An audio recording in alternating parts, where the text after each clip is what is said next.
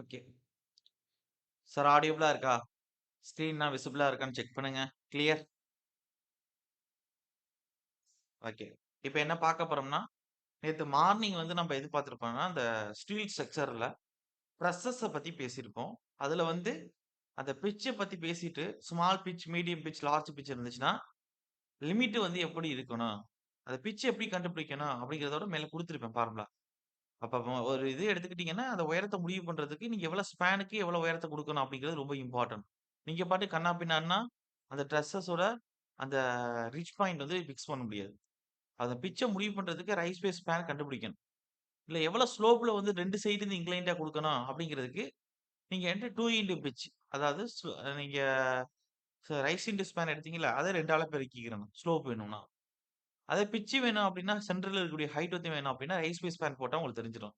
நீங்க எடுத்திருக்கக்கூடிய ஸ்பானுக்கு எவ்வளவு ரைஸ் வந்து குடுக்கணும்னு. அப்ப அந்த ஃபார்முலா பிட்ச் ஃபார்முலா வச்சு தான் நான் ஸ்மால் பிட்ச், மீடியம், லார்ஜ்ன்னு குடுத்துருக்கேன். அதுக்கடுத்து ஒவ்வொரு டைப் என்னென்ன இருக்கும் அப்படிங்கிறதையும் குடுத்துருக்கேன். ஓகே. இப்ப அடுத்து என்ன குடுக்க போறேன்னா, அ எவ்வளவு ஸ்பேசிங் வந்து குடுக்கணும்? எக்கனாமிக்கலா ரூட் ட்ரஸ்ல ஸ்பேசிங் எவ்வளவு குடுக்கணும்? இது எக்ஸாம்ல கேட்டிருக்கான் ஸ்பேசிங். அது வந்து பார்க்கணும். எக்ஸாம்ல ஒரு 4, 5 டைம் கேட்டிருப்பான்னு நெனைக்கிறேன். பார்த்துக்கிறேன். அப்ப ஸ்பேசிங் வந்து எழுதிக்கிறேங்க. நான் எழுதுறேன். அதாவது ஸ்பேசிங் ஆஃப் ரூட் ட்ரஸ்ன்னு குடுங்க.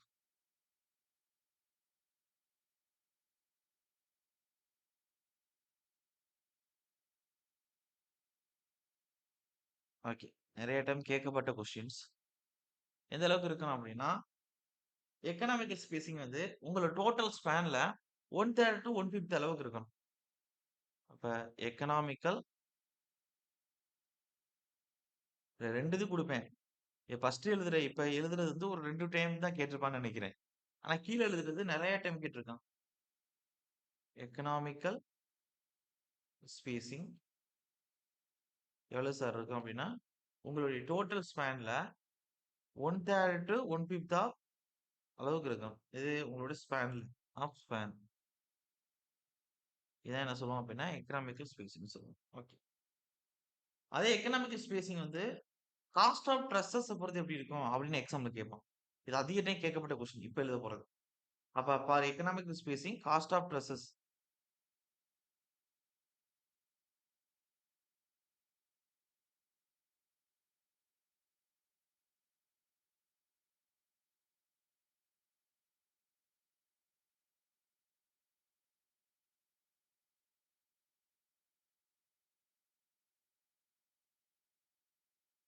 Is equal to 2 into cost of purlin plus cost of covering.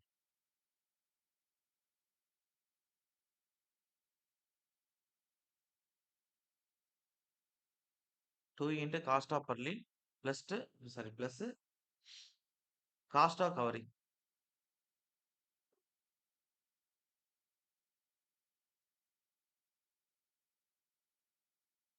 அப்ப மேல குடுத்திருக்கிறது எக்கனாமிக்கல் ஸ்பேசிங் ஸ்பான்ல எவ்வளவு இருக்கணும்னு. கீழ குடுத்திருக்கிறது எக்கனாமிக்கல் ஸ்பேசிங் வந்து காஸ்ட் ஆஃப் ட்ரஸ்ஸஸ் எவ்வளவு இருக்கு. அப்ப வந்து காஸ்ட் ஆஃப் பர்லின 2 டைம்ஸ் எடுத்துட்டு பிளஸ் காஸ்ட் ஆஃப் கவரிங்க கூட்டிக்கலாம். ஓகே. அதுக்கடுத்து எலமென்ட்ஸ் ஆஃப் ரூட் ட்ரஸ் அப்படின்னு போட்டுக்கோங்க. இப்ப நான் மேல இத திருப்பி ஒரு டைம் நான் உங்களுக்கு சொல்லிட்டு வரேன். இந்த படம் குடுத்து பாகங்கள் குடுத்தேனே, ரிச்ங்கிறது உச்ச புள்ளி குடுத்துருக்கேன். நடுவுல இருக்கக்கூடிய அந்த வெர்டிகல் மெம்பர வந்து கிங் போஸ்ட்ன்னு குடுத்துருக்கேன். 2 சைடு இருக்கக்கூடிய அந்த சென்டரோட கனெக்ட் ஆகக்கூடிய இன்க்ளைன்ட் மெம்பர வந்து ஸ்டட்ன்னு குடுத்துருக்கேன். அப்புறம் சப்போர்ட் அந்த ராப்டர் வந்து பிரின்சிபல் ராப்டர் குடுத்துருக்கேன். கீழ இருக்கக்கூடிய ஹாரிசான்டல்ல காமன் ராப்டர்ன்னு குடுத்துருக்கேன். 2 எட்ஜ்ல வந்து எக்ஸ்ட்ரா இருக்கக்கூடியத ஈவ்ஸ்ன்னு குடுத்துருக்கேன். 2 சைடு இருக்கக்கூடிய சப்போர்ட்ட வால்ன்னு குடுத்துருக்கேன். கீழ இருக்கக்கூடிய மெம்பர் டை மெம்பர் 2 வாலுக்கு சென்டர் டு சென்டர் டிஸ்டன்ஸ் ஸ்பான்னு குடுத்துருக்கேன். அப்புறம் வந்து உங்களுக்கு ராப்டர்ல குடுத்திருக்கக்கூடிய சப்போர்ட் வந்து பர்லின்னு மென்ஷன் பண்ணியிருக்கேன். அதுக்கடுத்து ஒன் ஆஃப் த இன்க்ளைன் மெம்பரா இருக்கக்கூடியது வந்து ஸ்ட்ரெட்டா செயல்படும். கம்ப்ரஸ் மெம்பரா செயல்படும் அப்படின்னு மென்ஷன் பண்ணியிருக்கேன். அப்ப இதெல்லாம் பார்த்துட்டீங்களா?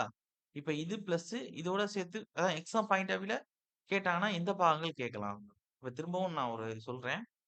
இப்ப நான் எழுத போறது சிஎம்சிபில வரும். நம்ம சிஎம்சிபில எதுவும் தனியா படிக்கணுங்கிற அவசியம் இல்ல. ஃப்ளோரோட டைப் பத்தி படிச்சா போதும். என்ன டைப் ஆஃப் ஃப்ளோர் நம்ம குடுக்க போறோம். அப்ப அந்த ட்ரெஸ்ஸஸ்க்கு தேவையான ஆ பாகங்கள பத்தி அங்க படிக்க வேண்டியதில்ல. ரூட் கவரிங்க பத்தி அங்க படிக்க வேண்டியதில்ல. அதனால இங்க என்ன எக்ஸாம் பாயிண்ட் ஆஃப் இருக்கோ, அத எடுத்து வந்து இதுல குடுத்துற போறேன். ஓகே. எழுதிக்கிறேன். அப்ப எலமெண்ட்ஸ் ஆஃப் ரூட் ட்ரஸ்ன்னு போட்டுக்கங்க.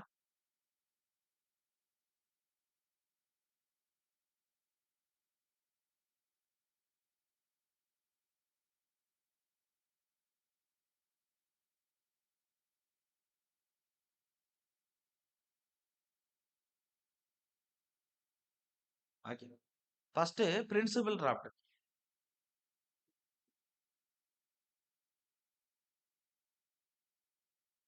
Principal rafter. Principal raptor.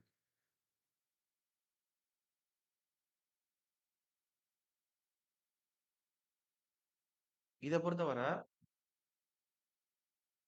அதாவது உங்களுடைய top top chord of member அப்படின்னு சொல்லுவாங்க. அதாவது ரூட் ட்ரஸ் இருக்குன்னா அதோட top chord member of roof truss அப்படின்னு சொல்லுவாங்க. அதுதான் பிரின்சிபல் ராப்டர். அது மேலே கொடுத்துருக்கேன். எழுதி வார்த்தைகள் வந்து நான் இம்பார்ட்டன்ட் கொடுத்து எழுத போறேன். கேட்கலாம். லைட்டா பாத்துக்கிறேங்க. ஏதாச்சும் ஒண்ணு கேட்கலாம். ஆனா எல்லாம் நீங்க பார்த்த மாதிரி தான் இருக்கும். அப்ப இந்த top chord member of your roof truss is இல்ல or called a principal rafter. அது மேல காமிச்சேன் சார். பர்லினுக்கு சப்போர்ட்டா இருக்குன்னு காமிச்சிருப்பேனே. பர்லின் அதான் தாங்கிட்டு இருக்கோம்னு. இங்க பாருங்க 2 சைடு இன்க்ளைன்டா. இதான் பிரின்சிபல் ராப்டர். இது இந்த பர்லின் கொடுத்துருக்கோம்ல அந்த ரூட் சாரி பிரின்சிபல் ராப்டர்ல தான் நம்ம என்ன செஞ்சிருப்போம்? பர்லினே கொடுத்துருப்போம். அப்ப பர்லினோட சப்போர்ட்டே பிரின்சிபல் ராப்டர் தான். பாத்துக்கிறேன். அப்ப டாப்ல தானே 2 சைடு இருக்கு. அப்ப இன்க்ளைன்டா கொடுத்துருக்கோம். The top card member of group trust are called a principal raptor. The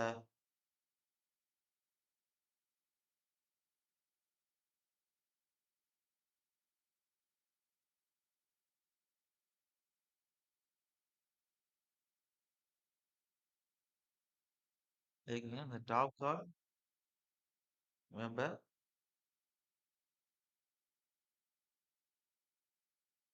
of your group trust are called a principal raptor.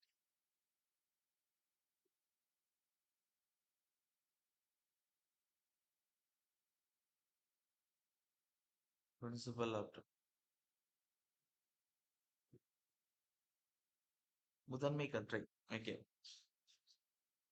Principal அப்படின்னா தத்துவம் அப்படின்னு வந்துடும். பிரின்சிபல்னா முதன்மை அது மாதிரி வந்துடும். ஓகே. அடுத்து 2வது.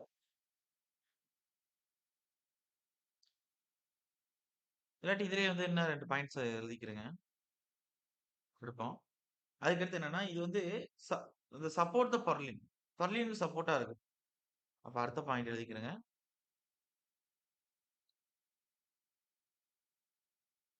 கலர் சேஞ்ச் பண்றேன். Okay. They support the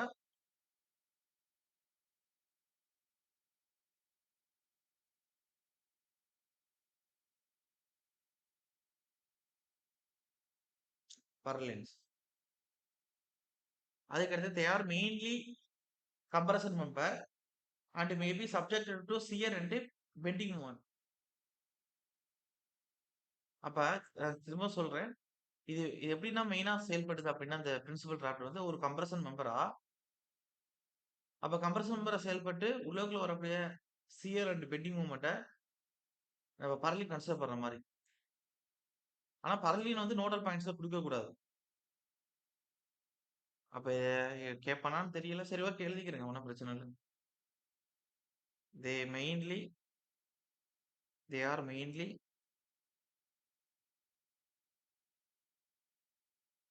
compression member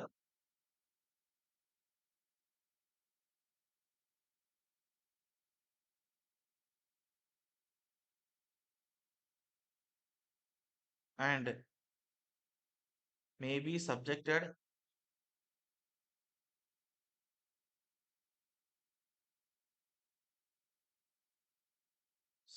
to shear and bending moment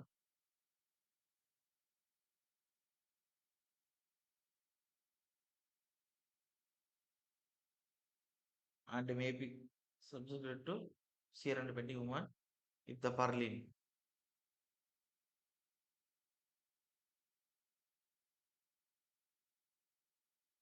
not placed at a nodal point. Nodal point நம்ம பர்லின் கொடுக்கல அப்படின்னா shear and bending moment வரும் அப்படிங்கிற மாதிரி சொல்றாங்க. இந்த purlin are not placed at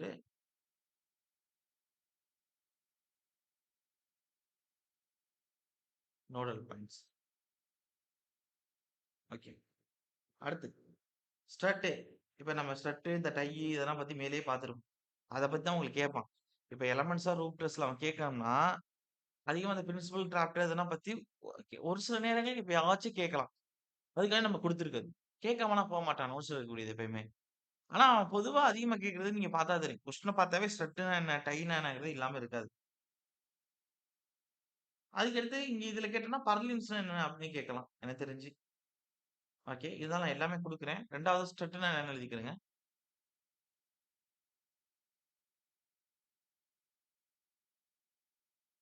ஸ்ட்ரட்ங்கிறது நம்ம தெரியும். கம்ப்ரசிவ் ஃபோர்ஸ கேரிங் பண்றதுக்காண்டி குடுக்கக்கூடிய one of the compression member தான்.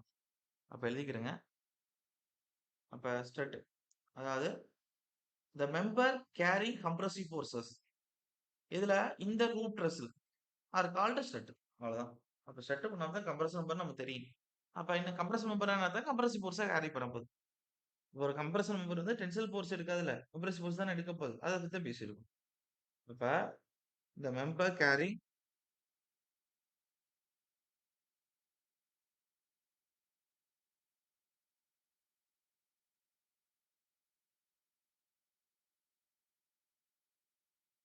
compressive forces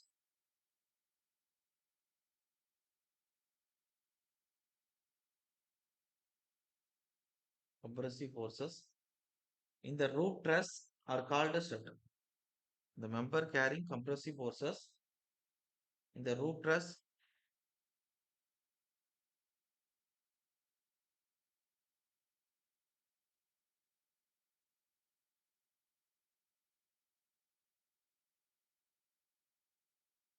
are called strut.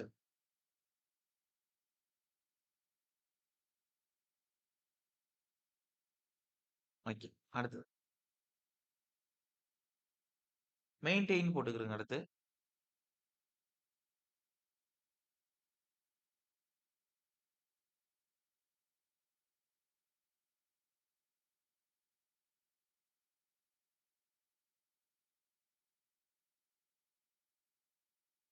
Maintain என்னன்னா அந்த கீழே இருக்கக்கூடிய இந்த பாட்டம் கார்டு மெம்பர் தான். கீழே ஒரு கஷ்டம் கொடுத்துருப்போம்ல. அப்ப இந்த பாட்டம் கார்டு மெயின் மெம்பர் அதான் மெயின்டெயின் சொல்லுவாங்க. The bottom card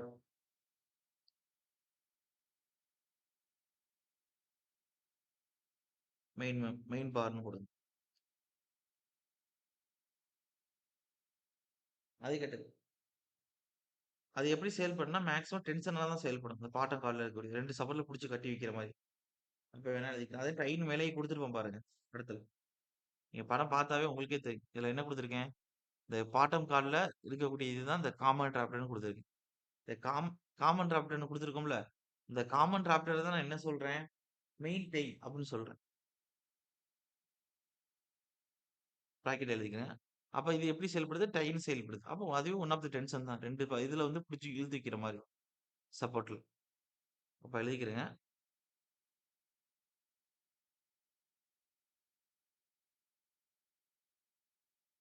அப்ப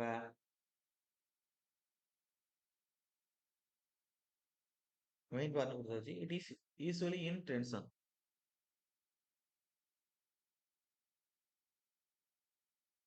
இட் இஸ் யூசுவலி இன் டென்ஷன்னு போடுங்க.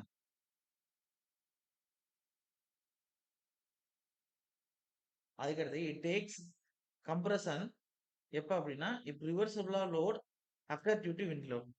அதாவது இது வந்து one of the tie member, bottom chord main member, டென்ஷனா தான் எடுக்கும் அப்படின்லாம் சொல்லிட்டோம்.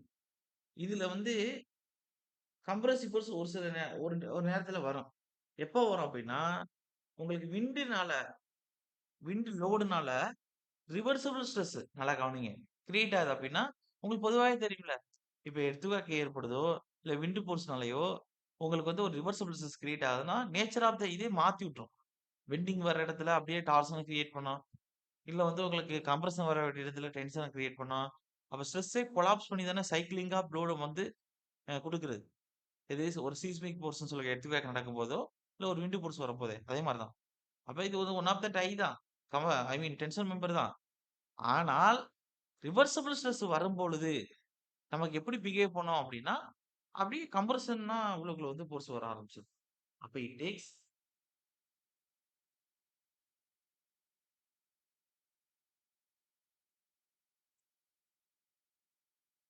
Tax compression. Takes compression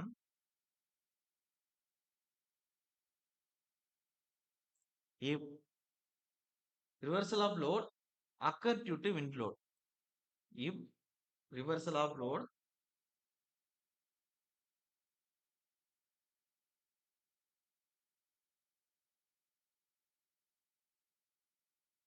occur due to wind load போடுங்க.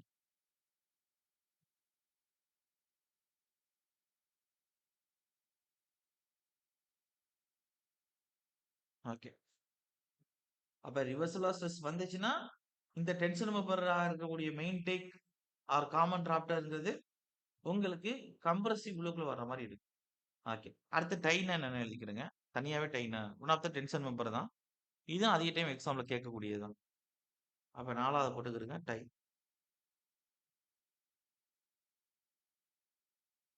ஓகே.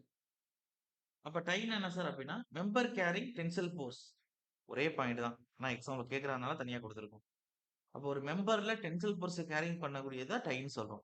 அதுக்கான மீனிங் என்ன? Pure tension member. அப்ப மெம்பர்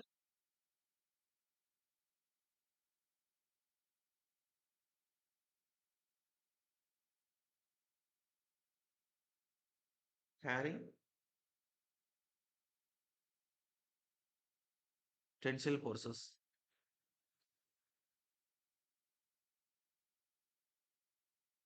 இதுதான் டைன்சர்.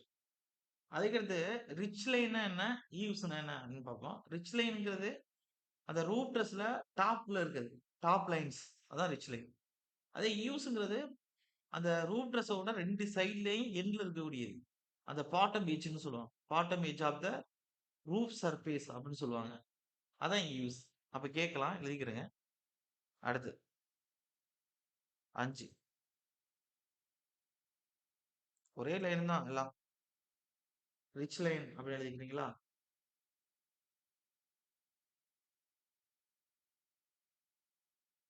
ரிச் லைன் என்ன அப்படின்னா the top line of the roof truss. The top line of the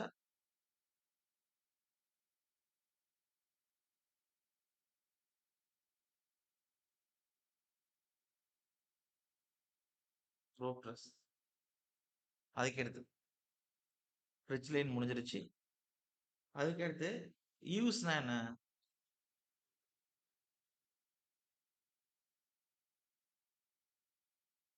இந்த top line of the roof truss வந்து ridge line சொன்னோம்.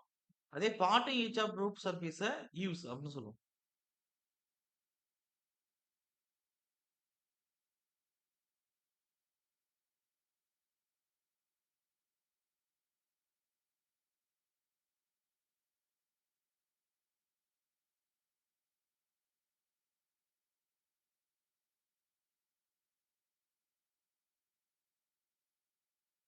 Bottom edge of the roof சர்ஃபேஸ ஈவ்ஸ்னு சொல்லுவோம். ஞாபகம் வச்சுக்கிறேங்க.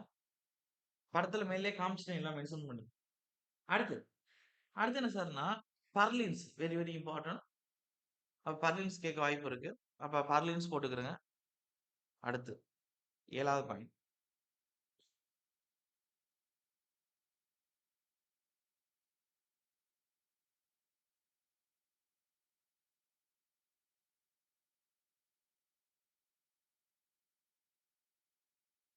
அப்ப பர்லின்ஸ்ங்கிறது அந்த டைப்ஸ் ஆஃப் பீம்லயே ஒன் ஆஃப் த கேட்டகரியா பார்த்திருப்போம். இதுவும் ஒன் ஆஃப் த பீம் மாரி தான் செயல்படும். பீம் தான் இங்க. அப்ப பீம்னாவே என்ன அர்த்தம்? டிரான்ஸ்வர்ஸ் லோட் எடுக்கும். அதுதான் ஃபர்ஸ்ட் பாயிண்ட்லயே குடுக்க போறேன். அப்ப they are member subjected to transverse load.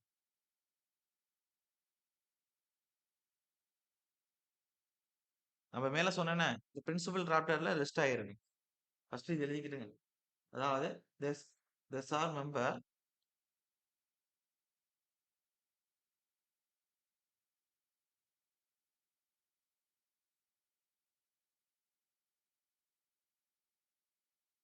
subjected to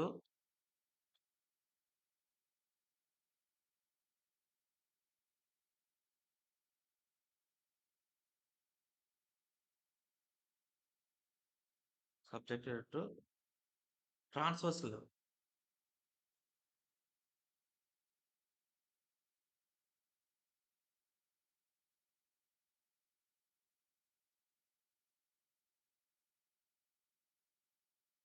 Okay. அதுக்கடுத்து it is rest on the principal rafter of roof ட்ரெஸ்னு எழுதிக்கிறேன். அதுக்கடுத்து it is rest on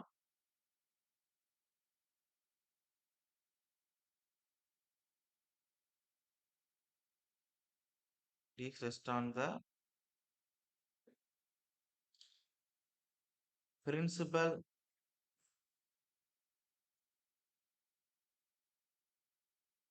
raptor of roof ட்ரெஸ்னு எழுதிக்கணும். அப்ப நான் மேலே காமிச்சேனே அந்த பிரின்சிபல் ராப்டர்ல இது உட்கார்ந்துருக்குன்னு சொன்னேன்னு அதே தான் ரெஸ்ட் ஆயிருக்கு. அப்ப it is rest on the principal rafter of roof truss.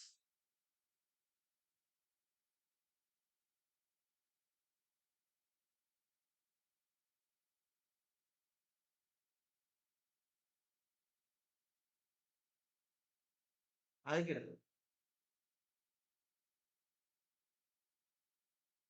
அதுக்கடுத்து இது வந்து நம்ம பிரின்சிபல் ராப்டர்ல ரெஸ்ட் ஆயிருக்கு. இது யாருக்கு சப்போர்ட்டா இருக்கும் அப்படின்னா நீங்க மேல வந்து செட்டு போடுறீங்க. ஒரு ஆஸ்பெட்டோ சிமெண்ட் சீட்ல போடுறீங்க. கார்பானிக் ஸ்டாண்ட்ல போடுறீங்க. ஸ்டீல் சீட் போடுறீங்க. இல்ல யூபிசி சீட் போடுறீங்க. இல்ல ஓடு பதிக்கிறீங்க. இல்ல வந்து வேற ஏதாச்சும் கூரை நெய்யறீங்க. இது மாதிரி ஏதோ ஒண்ணு செய்றீங்கன்னு வச்சுக்கோங்க அந்த ரூட் ரெஸ்ட். அதுக்கு சப்போர்ட்டா இருக்கும். அப்ப அந்த support seating that carry roof cover. இந்த ரூட் கவரிங்க கேரி பண்றதுக்கு சப்போர்ட்டா இருக்கு. அப்ப எழுதிக்கிறேங்க.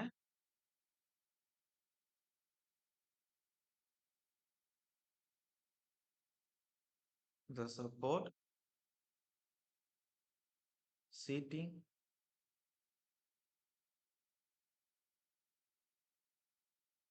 that carrying roof covering.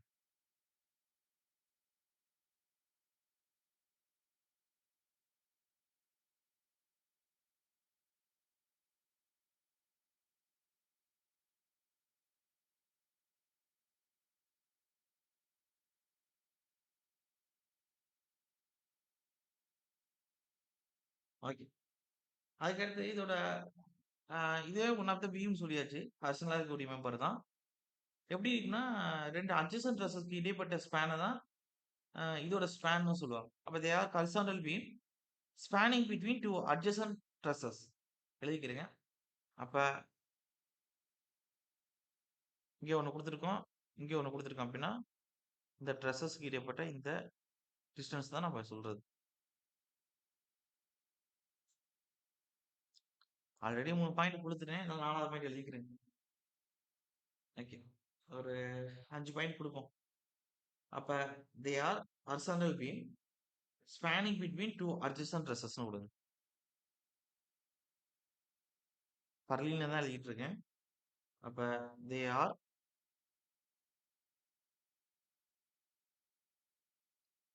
horizontal beam spanning between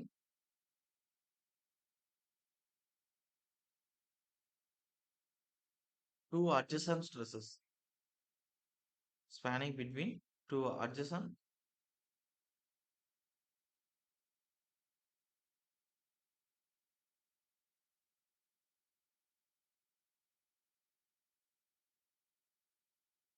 stresses. அதுக்கடுத்து spacing of purlin generally varying from 2 to 3 metre. அப்போ ஒரு பர்லினுக்குன்னு ஒரு பர்லினுக்கு இடைப்பட்ட ஸ்பேசிங் எவ்வளவு கொடுத்துருப்பாங்க 2 to 3 மீட்டர் அளவு கொடுத்துருப்பாங்க. Spacing of purlin generally varies from 2 to 3 metre எழுதிக்கிறேன். லாஸ்ட் பர்லின்ல லாஸ்ட். அப்ப ஸ்பேசிங் ஆஃப் பர்லின்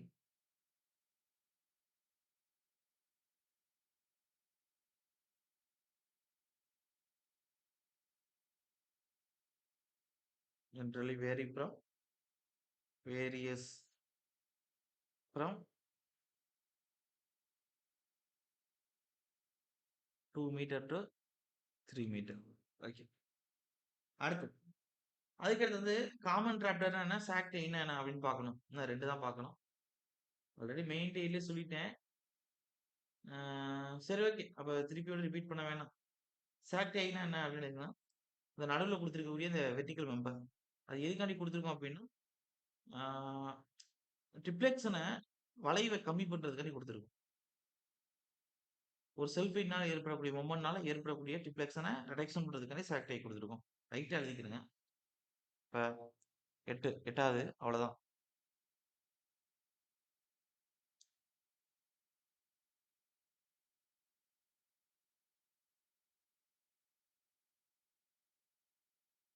அந்த வெர்டிகல் மெம்பர் ஏன் குடுத்துருக்கோம் அப்படின்னா, ட்ரிப்ளெக்ஸன ரிடக்ஷன் பண்றதுக்காண்டி.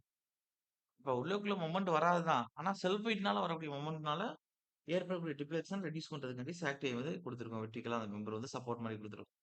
சென்டர்ல. அப்ப to reduce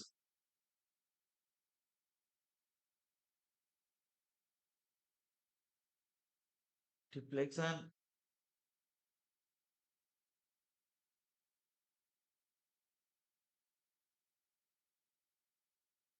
and moment due to self wait.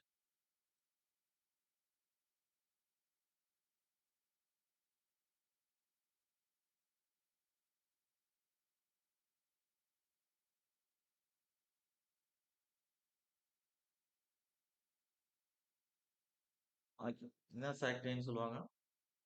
இனிமே ப்ராப்ளம்ஸ் வந்து வரிசையா பார்க்கணும். இதுல வந்து எக்ஸாம் பாயிண்ட் எப்படின்னா ப்ராப்ளம் கேட்கலாம் அப்படிங்கிற எல்லா விஷயத்தையும் நான் குடுத்துருவேன். அப்ப வந்து ஆல்ரெடி வந்து உங்களுக்கு யூனிட் டெஸ்ட்ல வந்து ட்ரெஸ்ஸஸ் நடத்தும்போது ஒரு ப்ராப்ளம் குடுத்துருப்பேன். இத நான் ஸ்டீல்ல வரும்போது இந்த ப்ராப்ளத்த நடத்துவேன். இங்க ஜஸ்ட் வந்து நீங்க பார்த்துக்கிருங்க அப்படின்னு தான் குடுத்துருப்பேன். அந்த ஸ்லோப் வந்து 10 டிகிரிக்குள்ள வந்துச்சுன்னா எப்படி ஃபார்முலா எடுத்துக்கணும்? எவ்வளவு வேல்யூ எடுத்துக்கணும்? 750 நியூட்டன் மீட்டர் ஸ்கொயர் எடுத்துக்கிறோம்னா, 10 டிகிரிக்கு மேல ஸ்லோப் இருந்துச்சுன்னா எப்படி இருக்கணும்? அப்படின்னா சொல்லியிருப்பேன். அதுதான் இங்க கொண்டு வந்துருவேன். அப்புறம் விண்ட் லோடுனால வரக்கூடிய விஷயங்கள் எல்லாத்தையும் இங்க கொண்டு வந்து முடிச்சுருவேன். அதாவது விண்ட் டிசைன் பண்றோம்ல ஒரு பில்டிங்ஸ்ல. அப்ப அது ஓரியன்டடா இருக்கக்கூடிய விஷயங்கள்னா, நான் இங்கேயே கொண்டாந்துருவேன். இப்ப நார்மலா நம்ம சிவில் பில்டிங்ல வந்து ரூப் ட்ரஸஸ்ல தானே இந்த பிரச்சனை வரப்போது. விண்டுனால. அதனால அந்த விஷயம் கான்செப்ட் கோடல் ப்ரொவிஷன்ஸ் எல்லாம் இங்க கொண்டு வந்துருவேன். அவ்வளதான். அப்ப நீங்க வேற இடத்துல விண்ட பத்தி படிக்கணுங்கிற அவசியம் இல்ல. அது ரொம்ப பார்க்க வேண்டியதில்ல. ஒரு சின்ன டேபிளேஷன் குடுப்பேன். ஃபார்முலா குடுப்பேன். அவ்வளதான். எனக்கு தெரிஞ்சு அந்த டிசைன் விண்ட் பிரஷர்ன்னு ஒரு ஃபார்முலா இருக்கும். 0.6 இன்டு அந்த டிசைன் லோட் வெலாசிட்டி, விண்ட் வெலாசிட்டிய ஸ்கொயர் பண்ணி குடுத்திருப்பாங்க.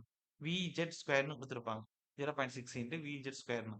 அதுதான் அதிக டைம் இதுவரையும் கேட்டிருக்கேன் எனக்கு தெரிஞ்சு விண்ட் டிசைன்ல. அதையும் சரி இங்க குடுத்துருவேன். அப்ப லிக்விட் ஸ்ட்ரக்சர், ஸ்டேர்கேஸ், லிண்டலு, சீஸ்மிக்கு அப்புறம் விண்ட் போர்ஸ் சொன்னேன். விண்ட் போர்ஸ் இங்கேயே குடுத்துருவேன். அப்ப அங்க வந்து ஜஸ்ட் லிக்விடு ஆ ஸ்ட்ரக்சர பத்தி பேசுறது, ஸ்டேர்கேஸ், லிண்டல், சன்சைடு அதுக்கடுத்து உங்களுக்கு வந்து இது வரும். லாஸ்ட்டா சிஸ்மிக் ஃபோர்ஸ். இது வச்சு நம்ம பார்க்குற மாரி இருக்கு. பார்த்துக்கிறங்க. அப்ப பொதுவா ஃபர்ஸ்ட்டு ப்ராப்ளம் நார்மலா சின்ன கொஞ்சம் கொஞ்சமா ஆரம்பிக்கிறேன்.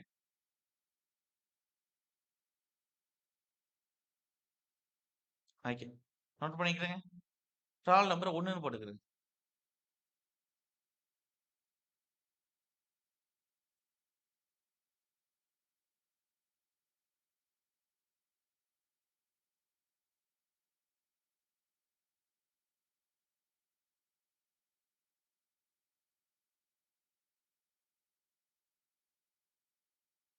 இன் a roof truss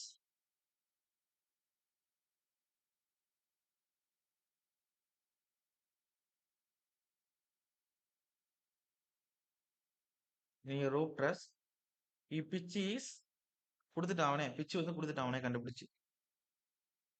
pitch is 2/√3 அப்படின்னு அவனே குடுத்துட்டான். வேல்யூவே குடுத்துட்டான் ஸ்ட்ரெய்ட்டா.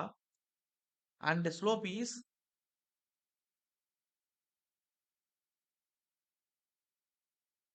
அதையும் வேல்யூ குடுத்துட்டான் அவனே. தீட்டா வந்து 1/√3. என்ன கேட்டிருக்கான்னா, the angle of inclination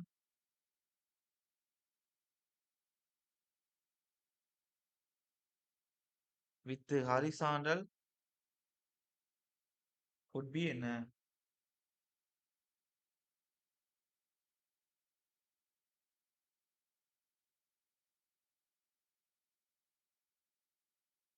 okay. Option A என்ன குடுத்துருக்கான்னா, 55 டிகிரி. ஆப்ஷன் பி வந்து 33 டிகிரி, சி வந்து 30 டிகிரி, டி வந்து 10 டிகிரி. அப்ப ஆங்கிள் ஆஃப் இன்க்ளினேஷனுக்கான ஃபார்முலா என்ன அப்படின்னா, டான் தீட்டா கண்டுபிடிக்கிறது தான். குடுத்திருக்க வேல்யூல டான் தீட்டா ஈக்குவல்னு எடுத்துக்கிட்டீங்கன்னா உங்களுக்கு கிடைச்சிடும். அவ்வளவுதான். இப்ப ஆங்கிள் ஆஃப் இன்க்ளினேஷன் அது பிட்ச் எடுக்கக்கூடாது. ஸ்லோப்ப தான் எடுக்கணும். ஆங்கிள் ஆஃப் இன்க்ளினேஷன்னா ஸ்லோப் தீட்டா தானே. அதான் எடுக்கணும். அப்ப ஆங்கிள் ஆஃப் இன்க்ளினேஷன்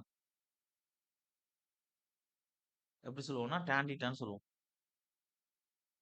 அப்ப tan theta equal to value என்ன குடுத்திருக்கான்? 1/√3 ன்னு அவனே ஸ்லோப் குடுத்துட்டான் theta. Theta equal to tan theta. அப்ப நமக்கு ஆங்கிள் தான் வேணும். அப்ப theta equal to tan inverse of 1/√3ன்னு வரும். உங்களுக்கு தெரியும்ல? டான் தீட்டாவுல டான் தீட்டா இங்க தீட்டா. 0 டிகிரி டான் வந்து எவ்வளவு வரும் அப்படின்னா 0 வரும். 30 டிகிரி டான் வந்து 1/√3 வரும். 45 டிகிரி டான் வந்து 1 வரும். 60 டிகிரி டான் வந்து √3 வரும். 90 டிகிரி டான் வந்து இன்ஃபினிட்டி வரும். அப்ப இங்க வந்து டான் இன்வெர்ஸா 1/√3 எங்க வரும்? 30 டிகிரிக்கு வரும். அப்ப ஆங்கிள் ஆஃப் இன்க்ளினேஷன் எவ்வளவு? 30 டிகிரி. அவ்வளவுதான் முடிஞ்சு போச்சு. Sir clear? எல்லாரும் புரியுதானே? ஓகே. அடுத்து வந்து லோட் ஆன் ரூட் ட்ரெஸ்ன்னு கேட்பாங்க. அப்ப லோட் ஆன் ரூட் ட்ரெஸ் எப்படின்னா self weight or dead load அதுவும் பார்க்கணும், லைவ் லோடும் பார்க்கணும். அப்ப செல்ஃப் வெயிட் ஆர் டெட் லோடோட எனக்கு தெரிஞ்சு ஜஸ்ட் ஃபார்முலா வழியில தான் அவன் கேட்டிருக்கான். அதையும் கேட்டதில்ல.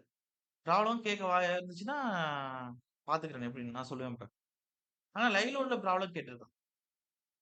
அப்போ ரூட் ரெசஸ்ல லோட் எப்படி வரும்? டிசைன் ஓரியன்டா எழுதிக்கிறேன்.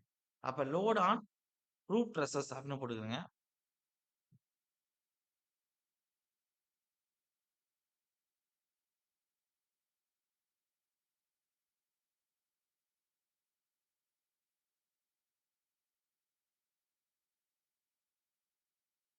Root rescues.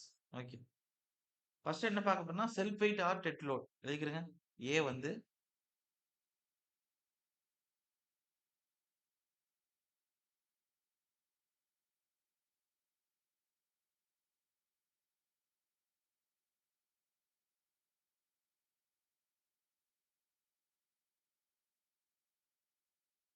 Self weight or dead load. அப்ப எப்படி சார் இருக்கும் அப்படின்னா செல்ஃப் வெயிட் ஆஃப் ரெசஸ் வந்து எப்படி கண்டுபிடிப்பீங்க அப்படின்னா செல்ஃப் வெயிட்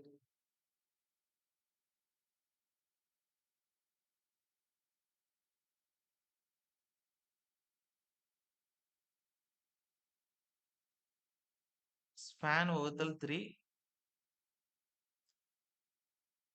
பிளஸ் 5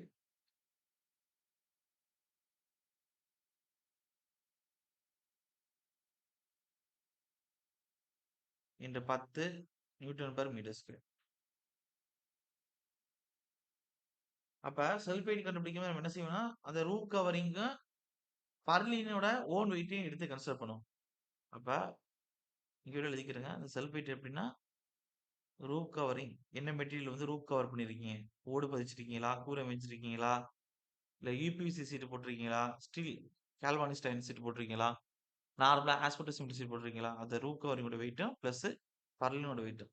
அதான் உங்களுக்கு செல்ஃப் வெயிட் ஆக போகுது.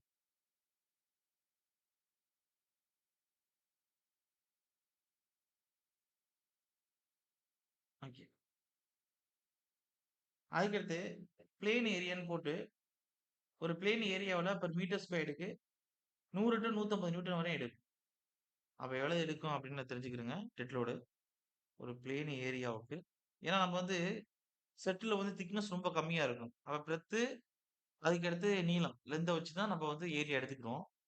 அப்ப அதுக்குள்ள எவ்வளவு சார் வரும் அப்படின்னா 100 to 180 newton per metre square அளவுக்கு எடுக்கும் லோடு. பெர் மீட்டர் ஸ்கொயருக்கு 100 150 நியூட்டன் எடுக்கும். வச்சுக்கோங்க. அடுத்து லைவ் லோடு எழுதிக்கிறேங்க.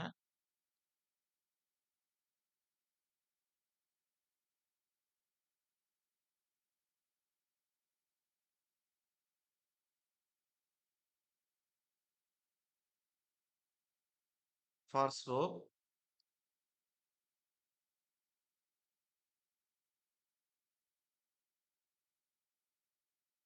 டா minus 10 degree is equal to 750 newton per metre square.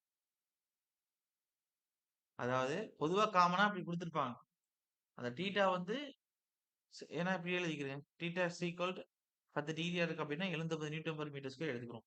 ஒரு கோடு போட்டால் கூட நீங்க மைனஸ் அப்படிங்கிற மாதிரி யோசிச்சிருவீங்க. ஓகே.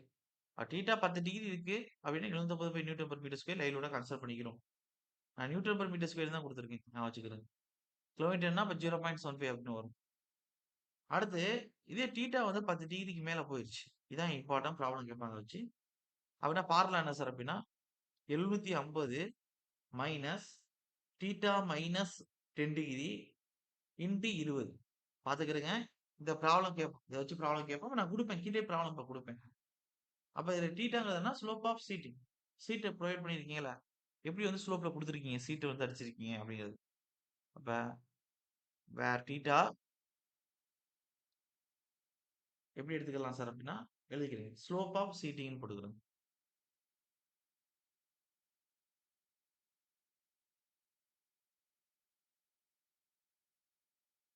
இதுக்கு problem number 2.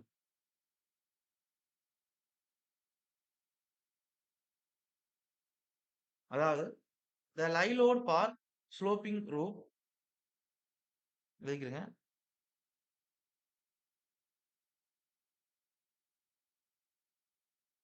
the lie load for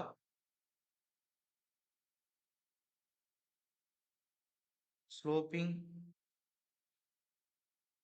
roof with the slope எவ்வளவு சார் அப்படின்னா 25 degree.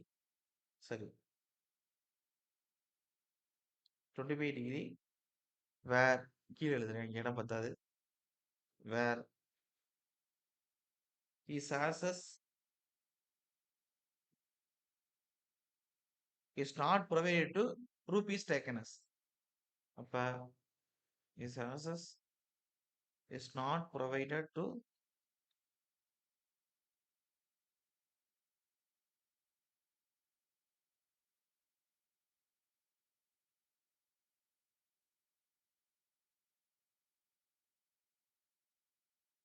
roof is taken as.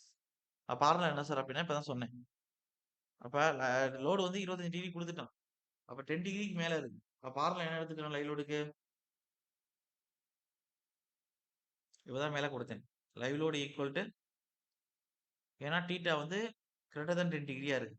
நான் 25 டிகிரி அவன் கொடுத்துருக்கேன்ல.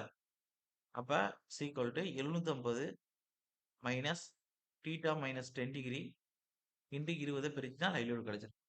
அப்ப 750 தீட்டா அவன் கொடுத்துருக்கிறது 25 டிகிரி மைனஸ் 10 இன்டு 20.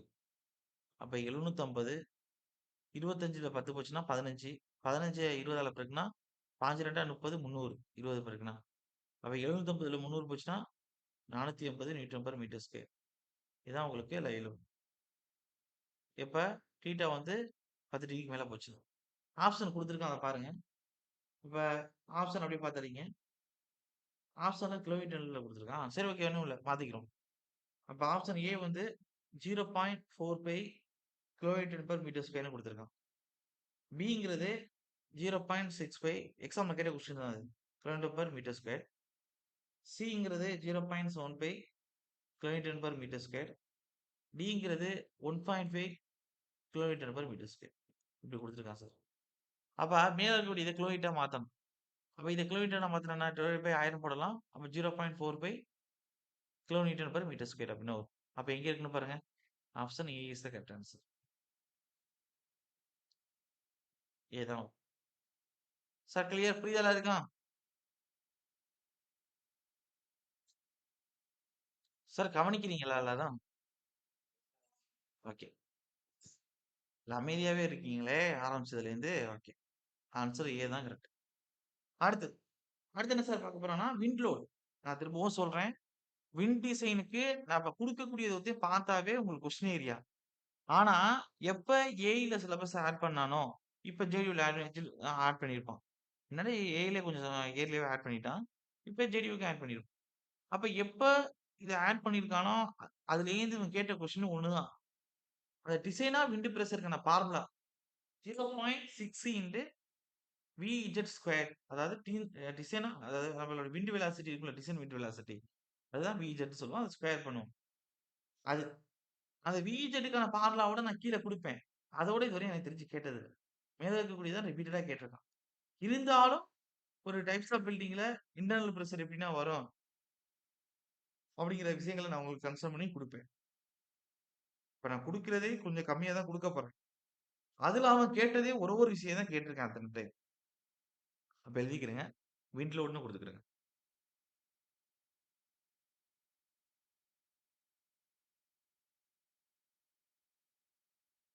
ஏன் சார் இதுக்குள்ள நடத்துறீங்க அப்படின்னா, ஒரு ரூட் ட்ரெஸ்ஸ கன்சிடர் பண்ணும்போது கண்டிப்பா விண்ட கன்சிடர் பண்ணுவோம். இப்ப அதுக்கு சம்மந்தமான விஷயங்கள் இங்கனயே சொல்லிறலாம்ங்கிறதுனால தான் நான் எப்பயுமே நோட்ஸ் இதுலயே குடுத்துர்றது. ஓகே. அப்ப எழுதிக்கிறேங்க. அதாவது விண்ட் லோட். நான் திரும்பவும் சொல்றேன். நான் எப்படி நடத்துறேனோ, அத நீங்க கரெக்ட்டா புரிஞ்சுக்கிறணும். நான் நடத்துற மாரி தான் நீங்க நோட்ஸ் எடுத்துக்கிறணும். அப்ப நீங்க கரெக்ட்டா கவனிச்சா தான் புரியும். இப்ப ஜேடியூல 509 கோடு வந்து அப்டேட் பண்ணியிருக்காங்க. அதுல வந்து உங்களுக்கே தெரியும். அவன் வந்து கிட்டத்தட்ட நீங்க உங்க பாயிண்ட் ஆஃப் வியூல நீங்க எடுத்து பார்த்தீங்கன்னா, 3 யூனிட்ல நான் கூட படிக்கணும் அப்படின்னு நீங்க நெனைப்பீங்க. அப்படிலாம் இல்ல. 4 யூனிட்ன்னு நீங்க நெனைப்பீங்க. ஒரு சில வாரமா இருக்கீங்க அப்படின்னா 3 யூனிட் தான் தெரிஞ்சுக்குவீங்க. என்விரான்மென்ட் இன்ஜினியரிங் தான் அப்படி குடுத்துருக்காங்க அப்படின்னு 1 யூனிட் நீங்க இது பண்ணிருவீங்க. அப்ப அந்த 509ல இருக்கக்கூடிய அந்த 3 யூனிட்ல 1 வந்து முழுக்க முழுக்க இந்த ஆர்க்கிடெக்சரோட ஹிஸ்டரி ஃபுல்லா படிச்சு தான் ஆகணும். வேற வழியே இல்ல. இன்னொன்ல பாதி தான் ஆர்க்கிடெக்சர் படிக்கணும். மீதி சாயில் மெக்கானிக்ஸ் உட்கார்ந்திருக்கும். 50% படிக்கணும். அப்ப அதிலயே 1 1/2 யூனிட். இன்னொரு இருக்கக்கூடிய ஒரு யூனிட் எப்படி நடத்துவேன்னா, இப்ப சிஎம்சிபி நடத்தும்போதே அக்வாஸ்டிக்ஸ பத்தி பேசுறது, டைட்டானிக்ஸ பத்தி பேசுறது, ஃபயர் ரெசிஸ்டன்ஸ பத்தி பேசுறது, இதெல்லாம் ஏஐக்கு ஆல்ரெடியே இருக்கும் சிலபஸ். அங்கேயே நான் ஏஐக்கு சேர்த்து நடத்தும்போது, அத தான் உங்களுக்கு தனி யூனிட்டா இப்ப புது சிலபஸ்ல குடுத்துருக்கான். அப்ப நான் எங்கே இங்க குடுக்குறேனோ, அங்கேயே நீங்க கரெக்ட்டா இப்ப நான் ரூட் ட்ரெஸ்ஸஸ் பத்தி பேசும்போது, இங்கேயே பாதி விஷயத்த சொல்லிருவேன். இப்ப ஸ்டார்கேஸ் நான் அடுத்து நடத்துவேன். அடுத்து அதான் ஆரம்பிக்க போறேன் இந்த செஷன்ல. ஸ்டார்கேஸ பத்தி நடத்தும்போது, சிஎம்சிபில இருக்கக்கூடிய ஸ்டார்கேஸ இங்கேயே குடுத்துருவேன். சிஎம்சிபில இருக்கக்கூடிய ஸ்டார்கேஸ் இங்க வந்துரும். புரோவிஷன்ஸ் இங்கேயே வந்துரும். ஆர்சிசி தேவையான டிசைன் ஓரியன்டட் ஆகக்கூடிய ஃபார்முலாஸும் இங்க வந்துரும். ஓகேவா? லைவ் லோட் எவ்வளவு குடுக்கணும்? எப்படி டிசைன் பண்ணணும்? மொமெண்ட் எப்படி கன்ஸ்ட்ரக்ட் பண்ணணும்? அப்படிங்கிற விஷயங்கள் இங்க வந்துரும். நான் சிஎம்சிபில ஸ்டார்கேஸ் நடத்த மாட்டேன்னு அர்த்தம். அதுக்கு மீனிங். இப்ப கான்கிரீட் டெக்னாலஜி இங்கேயே குடுத்துட்டேன் ஆர்எஸ்எஸ்லே. அப்ப சிஎம்சிபில எப்படி வரும்? சிமெண்ட், கான்கிரீட்ட பத்தி பேசிக்கான விஷயங்கள் அப்படிங்கிறதையும் இங்கே குடுத்துட்டேன். அப்ப என்ன மீனிங்? சிஎம்சிபில நான் நடத்த மாட்டேன்னு அர்த்தம். சிமெண்ட், கான்கிரீட்ட பத்தியோ, ஃபைனல் கிரீட்ட பத்தியோ இப்ப நடத்த மாட்டேன்னு அர்த்தம். அதான் அதுக்கான மீனிங். சார் என்ன சொல்றேன் போது உங்களுக்கு கிளியர்? அப்ப நான் நோட்ஸ் குடுக்கும்போதே, நான் அங்கே இங்கேயே சேர்த்து நடத்தி விட்டுறேன். காரணம் என்னன்னா, இப்படிதான் நோட்ஸ் நீங்க படிக்கணும். அப்ப நம்ம ட்ரெஸ்ஸஸ் படிக்கிறோம்னா, அப்ப அங்கேயே வந்து என்ன செஞ்சுக்கிறோம்னா, ஸ்டீல பத்தி படிக்கும்போதே அங்க இருக்கக்கூடிய எலமென்ட்ஸ படிச்சிரணும். அப்ப ட்ரெஸ்ஸஸ் பக்கத்துல தான் விண்ட் லோட்ஸ் ரியல் லைஃப்ல வரப்போகுது. ஹை ரெசிஸ்ட் பில்டிங்ல வரும். ஆனா நம்ம கன்சிடர் பண்ணிக்க மாட்டோம் நம்ம சிலபஸ்ல. அப்ப நார்மலா நம்ம ட்ரெஸ்ஸஸ் தான் சிலபஸ்ல இருக்கு. அப்ப அது ஓரியன்டடா விண்ட் லோட படிக்கணும். அப்ப இங்கேயே நீங்க கொண்டு வந்துரணும். இங்கேயே நான் குடுத்துருவேன். அப்ப நான் 100% சிலபஸ் கம்ப்ளீட் பண்ணியிருப்பேன். அத நீங்க கரெக்ட்டா லைவ் கிளாஸ் கவனிச்சா தான் உங்களுக்கு தெரியும். எத எத எங்கே நடத்தி வச்சிருக்கேன்னு. ஆனா நான் நடத்துறது தான் கரெக்ட்டான ப்ரொசீஜர். இப்படிதான் நடத்தணும் ஒரு சப்ஜெக்ட்ட. காம்படிட்டிவ் எக்ஸாம் பிரிப்பேர் பண்ணும்போது. எது எங்கன வருமோ அங்கன தான் நடத்தணும். அத கொண்டு போய் சிலபஸ்ல குடுத்துருக்காங்கிறதுனால வேற யூனிட்ல போய் நடத்திட்டு இருக்கக்கூடாது. கிளியர்? என்ன சொல்றேன் புரியுதா உங்களுக்கு? அதனால நான் எல்லா சப்ஜெக்டும் முடிச்ச உடனே எல்லாம் நடத்தியிருப்பேன். நீங்க வந்து அப்ப புதுசா வந்துட்டு, சார் இது எங்கன இருக்குன்னு தெரியல சார்ன்னு முழிச்சுக்கிட்டு இருக்கக்கூடாது. அப்படியே தெரியலாட்டி கூட என்ட்ட நீங்க கேட்டுக்கலாம். சார் இந்த டாபிக் நம்ம எங்கன பார்த்துருக்கோம். ஓகே. அடுத்து அடுத்து பாருங்க விண்ட்லோட். விண்ட்லோட பொறுத்தவரை ஃபர்ஸ்ட் எடுத்தோனே நமக்கு தேவையான ஃபார்முலாவ எழுதிருவோம். இதுதான் அதிக எக்ஸாம்ல கேட்கறான். என்ன சார் அப்படின்னா, design wind pressure.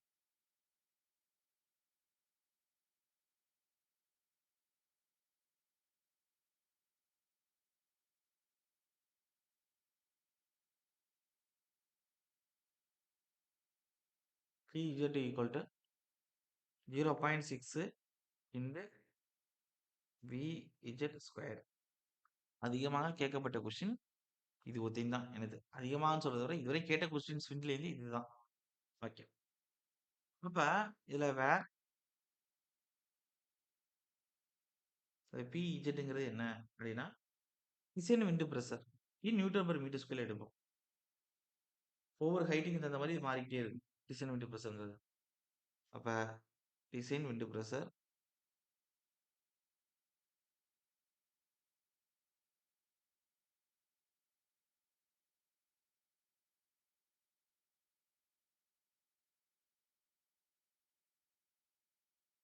Okay.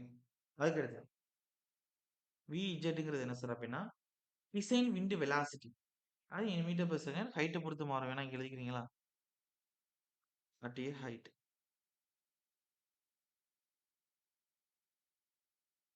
Age அந்த ஹைட்ட தான் இப்ப வந்து இப்போ இஜெட் ஹைட்ல இருக்கு அப்டின்னா, அததான் மென்ஷன் பண்ணியிருக்காங்க.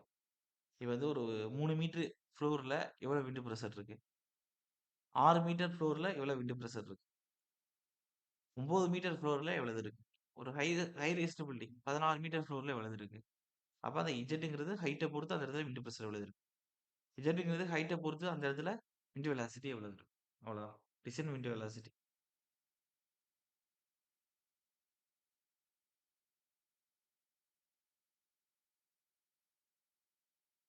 Vz. இதுவும் அதேதான். இது வந்து இன் மீட்டர் பெர் செகண்ட்ல சொல்லுவோம் வெலாசிட்டிய. அதே ஹைட்ட பொறுத்து தான். என் ஹைட் ஜெட் எடுத்துக்கிறேன். ஓகே. இப்ப அடுத்து என்ன சார் பார்க்க போறோம் அப்டின்னா, ஒரு Vzக்கான ஃபார்முலா குடுப்பேன். இதுவரையும் கேட்டதுல, இதுவரையும் கேட்டத பத்தி தான் வச்சு நம்பிட்டு போகக்கூடாதுல்ல. ஒருவேள ஃபியூச்சர் பர்ப்பஸ்ல இதுவரையும் கேட்டுட்டோமே, டிசைன் விண்ட் பிரஷர பத்தி. இந்த டைம் மாத்தி கேட்போம் அப்டின்னு அவங்க யோசிச்சு கேட்கறாங்க அப்டின்னா, என்ன கேட்கலாம்? அப்டிங்கிறத இனிமே குடுக்க போறேன். ஆனா இதுவரையும் கேட்டதில்ல. இனிமே கேட்டா கேட்கலாம். அப்டிங்கிற பாயிண்ட் ஆஃப் வியூ. ஓகே. அப்ப இந்த Vz பத்தி கேட்கலாம் அவங்க. கோடு புக்ல அதுதான் இருக்கு எனக்கு தெரிஞ்சு ஃபார்முலா 2டே ஃபார்முலா தான் உட்கார்ந்திருக்கும். அப்ப Vz equal to K1 into K2 into K3 into Vp அப்படின்னு சொல்லுவாங்க. இதுல என்னென்னன்னு எழுதிக்கிறேன் அதான் விஷயம். வேர் K1ங்கிறது எத குறிக்கும் அப்படின்னா, பேசிக் பிளானபிலிட்டி. அந்த டெரைன், ஹைட், செக்சுவல் சைஸ் ஃபேக்டர் இது எல்லாத்தையும் கன்சிடர் பண்ணும். அது K2 தானே வரும். சாரி. K1ங்கிறது எத குறிக்கும் அப்படின்னா, ப்ராபபிலிட்டி ஃபேக்டர். எழுதிக்கிறேன். Probability factor. அந்த இடத்துல எவ்வளவு வரலாம் அப்படின்னு பழைய டேட்டா வச்சு ப்ராபபிலிட்டியா பார்க்கிறது. விண்ட் எவ்வளவு ஃபோர்ஸ் அடிக்கலாம்னு. Probability factor. K2 தான் அந்த டெரைன் எந்த கண்டிஷன்ல இருக்கு? ரொம்ப அண்டுலேட்டிங்கா இருக்கா? ஒரே ஃப்ளாட்டா இருக்கா? இல்ல வந்து பக்கத்துல ஹில் ஸ்டேஷன்ஸ் இருக்கா? அப்ப எப்படின்னு அந்த இடத்துல கடற்கரை பக்கத்துல இருக்கா? அப்படின்னு டெரைன முடிவு பண்ணணும். அதுக்கடுத்து நீங்க எடுத்திருக்கக்கூடிய ஃப்ளோரோட ஹைட் எவ்வளவு? விண்ட் வெலாசிட்டி டிசைன் பண்ண போறீங்கன்னா, அது ஜெட்டோட வேல்யூ. அதுக்கடுத்து செக்சர் சைஸ் ஃபேக்டர் எப்படி இருக்கு? அப்படிங்கிறத சார்ந்திருக்கும். எது K2.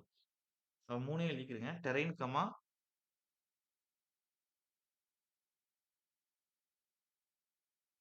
ஹைட்டு, செக்சர் சைஸ் ஃபேக்டர் அண்ட்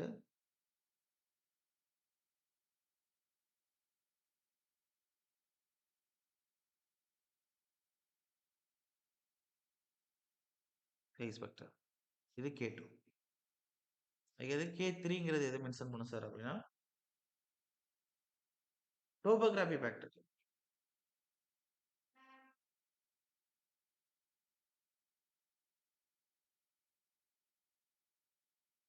ஃபேக்டர் K3ங்கிறது மென்ஷன் பண்ணும். அப்புறம் விபின்னு உட்கார்ந்திருக்கு சார். மேல விஇஜெட்ங்கிறது டிசைன் விண்ட் வெலாசிட்டின்னு சொல்லிக் குடுத்தீங்க. அப்ப விபின்னு இன்னொன்னு உட்கார்ந்திருக்கு. அப்ப வினா வெலாசிட்டி கீழ சஃபிக்ஸ்ல பி குடுத்திருக்காங்களே சார். ஸ்மால் பிங்கிறது குடுத்திருக்காங்கன்னா, பேசிக் விண்ட் ஸ்பீட். அவ்வளவுதான். Basic wind speed.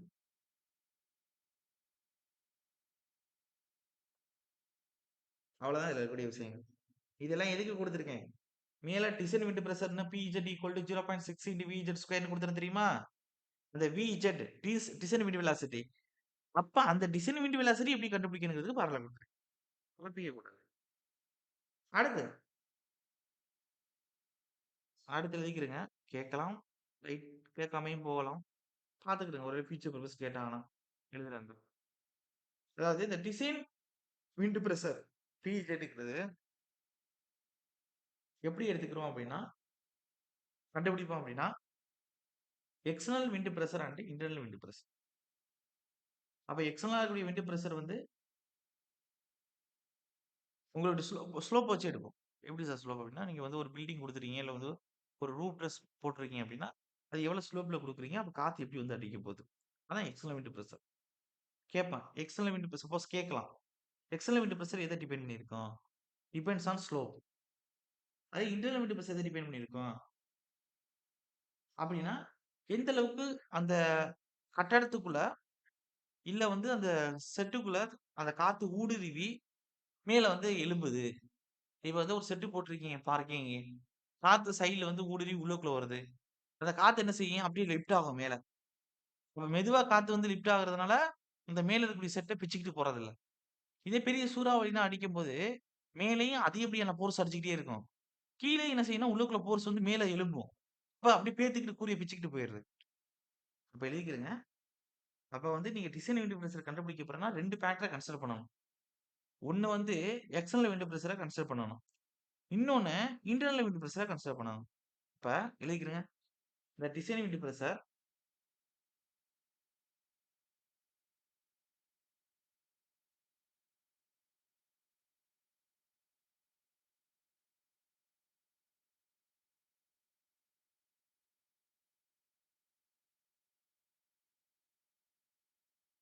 நீங்க roof is determined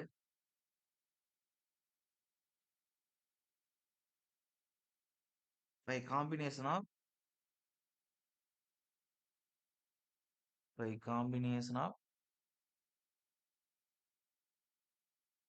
external wind pressure and internal wind pressure. இப்ப external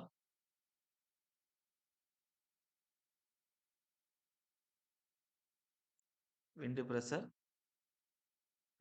and internal wind pressure.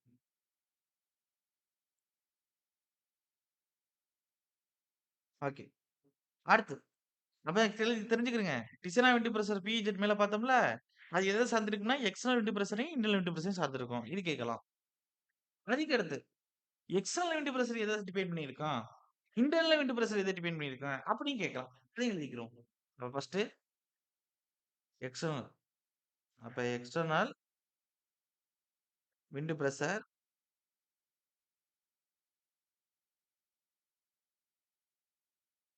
It depends on slope.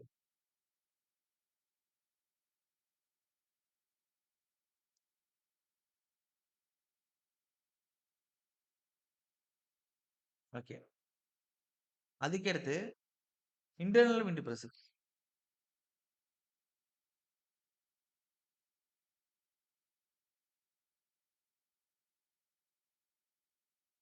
இது எத சார் டிபெண்ட் பண்ணியிருக்கான் அப்படின்னா, it depends on permeability of the structure.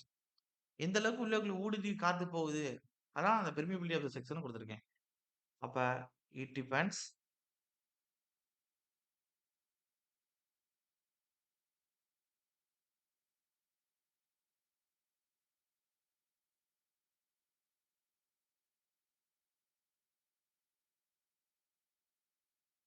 Of the structure. Okay. அதுக்கடுத்து உங்களுக்கு tabulation குடுக்குறேன் பார்த்துக்கிருங்க. Types of building எப்படி இருக்கும், அந்த இடத்துல இன்டர்னல் பிரஷர் எவ்வளவு இருக்கும்னு பார்த்துக்கிருங்க. இதுவும் கோடல் ப்ரொவிஷன்ஸ் தான். நான் திரும்பவும் ஒரு வார்த்தைய மென்ஷன் பண்றேன். அடிக்கடி சொல்றேன்னு நினைக்காதீங்க. அதாவது விண்டிலோட பொறுத்தவரை கேட்டது அவங்க ஒண்ணுதான். இதுவரை. டிசைன் பிரஷர் பத்தி தான். ஒருவேளை ஃபியூச்சர் பர்ப்பஸ்ல கேட்டானா, இந்த கோடு புக்குக்குள்ள எது எது கேட்கலாங்கிறத தான் நான் உங்களுக்கு எடுத்து குடுத்துக்கிட்டு இருக்கேன். அப்ப அவன் பழச கேட்டத தான் அவன் திருப்பி திருப்பி கேட்கணும்னா ரூல் இல்ல. இப்படி கேட்டோம்னா, ஏன் வந்து ஒவ்வொரு டைம் 30 டூ 45 கொஸ்டின் வந்து டிஃபரெண்டா அவன் கேட்டுக்கிட்டே இருக்கான். ஒவ்வொரு டாபிக்லேருந்து. அப்ப அவன் அப்படி டிஃபரெண்டா கேட்கும்போது, உங்களுக்கு இந்த இதுக்குள்ள வந்துருச்சு அப்படின்னா, எத அவன் வெளில போய் கேட்கலாமோ, அதுதான் இப்ப நான் குடுக்குறேன் பாயிண்ட் ஆஃப் வியூல. ஏன் நான் அத மென்ஷன் பண்ணேன் அப்படின்னா, இதுக்கு முன்னாடி இதுதானே கேட்டுருக்காங்க. அந்த மார்பிள பத்தி மனப்பாடம் பண்ணிட்டு போவோம் அப்படின்னு போகக்கூடாது. அவன் எப்பயுமே 35 டூ 40 கொஸ்டின் வடிகட்டுறதுக்காண்டி, ஃபில்டர் பண்றதுக்காண்டி, அதே சிலபஸ்குள்ளேயும் தான் கேட்பான். இருந்தாலும் நம்ம ச கே கேஸ் போட்டுருவாங்கன்னு. ஆனா, அதே சிலபஸ்க்குள்ள அ எப்பயும் கேட்கறதுலேருந்து மாறுபட்டு கேட்பான். இப்ப நீங்க நோட்ஸ் ப்ராப்பரா எழுதி படிச்சுக்கிட்டீங்க அப்டின்னா, அவன் எப்படி கேட்டாலும் உங்களுக்கு நோட்ஸ்ல இருந்து தான் கொஸ்டின் வரப்போகுது. சார் கிளியர் புரிதலா இருக்கா? ஓகே. அதனால தான் குடுக்குறது. அதனால ஃபர்ஸ்ட்டு மேல் எழுதிட்டாங்களே, இதெல்லாம் கேட்டுருக்காங்க. இதுதான் படிச்சுட்டு போவோம் அப்டின்னா, அதத்தையும் படிச்சுட்டு போனீங்க அப்டின்னா மாட்டிக்கிருவீங்க என்னைக்காச்சும் ஒரு நாள். அதனால குடுக்குற நோட்ஸ் எல்லாத்தையும் ப்ராப்பரா படிச்சிருங்க. இப்ப அடுத்தது. இப்ப சின்ன ஒரு டேபிளேஷன் குடுக்குறேன். இதோட உங்களுக்கு மிட்லோட முடிஞ்சிரும். அவ்வளதான். இனிமே கேட்டால் இவ்வளவு தான் கேட்க முடியும். நானே கன்சாலிடேட் பண்ணி தான் உங்களுக்கு குடுத்துருக்கேன். தொகுத்து தான் வழங்கியிருக்கேன். ஓகே. சீரியல் நம்பர்ன்னு போட்டுக்கோங்க.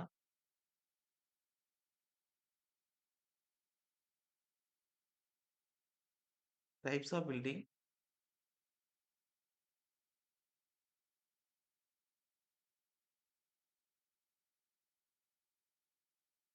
அதுக்கடுத்து இங்க இன்டர்னல் பிரஷர்.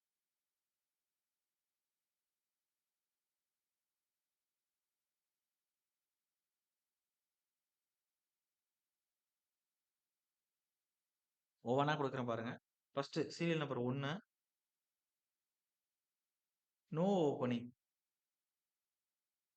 எந்த ஒரு ஓப்பனிங்குமே நான் குடுக்கல அப்டின்னா, அப்ப என்ன இருக்காது? காத்து உள்ளுக்குள்ள வர்றதுக்கான வாய்ப்பே இருக்காது. காத்து உள்ளுக்குள்ள வர வாய்ப்பே இல்ல அப்டின்னா, பெர்மியபிலிட்டி ஆஃப் பில்டிங் 0ன்னு இருக்கும். அவ்வளதான். 0 பெர்மியபிலிட்டி பில்டிங். ஊடுருவக்கூடிய திறனே இல்ல. அதான் கேப்பே இல்லையே. No 0 permeability.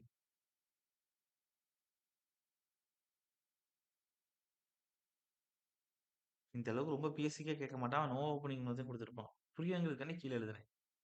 அவன் வந்து 0 பெர்மியபிலிட்டி பில்டிங் அப்படிங்கிற வார்த்தைலாம் குடுத்திருக்க மாட்டான். உங்களுக்கு நோ ஓப்பனிங்னா புரியணுங்கிறதுக்காண்டி கீழ குடுத்திருக்கேன்.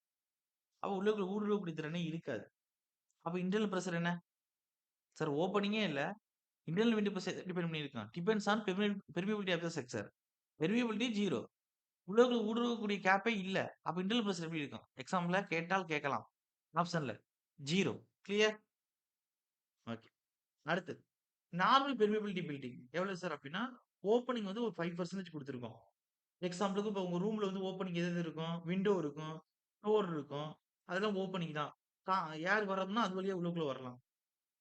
அப்ப என்ன செய்வான்? ஒரு 5% ஓப்பனிங்ல விண்டோஸ் அண்ட் டோர்ஸ் வந்து கன்சிடர் பண்ணுங்க. அப்ப இன்டர்னல் பிரெஸ் எந்த அளவுக்கு இருக்கும் அப்படிங்கிறத குடுக்குறேன். அப்ப 2வது. அப்ப நார்மல் பெர்மியபிலிட்டி பில்டிங் குடுங்க.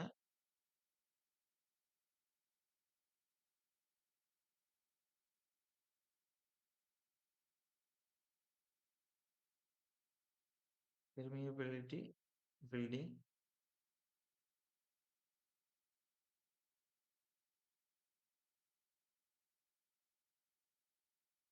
அப் டூ 5% ஓப்பனிங்.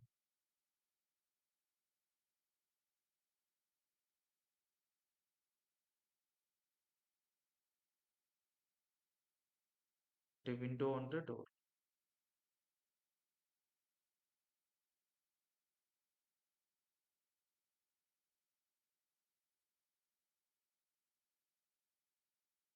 இங்க என்ன சார் வரும் அப்படின்னா, பிளஸ் ஆர் மைனஸ்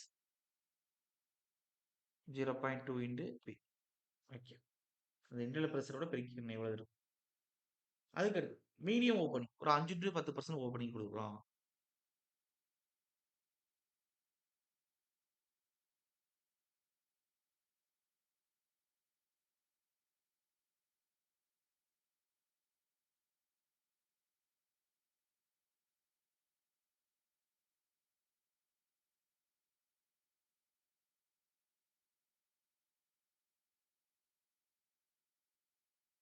அடுத்து 4வது லார்ஜ் ஓப்பனிங்.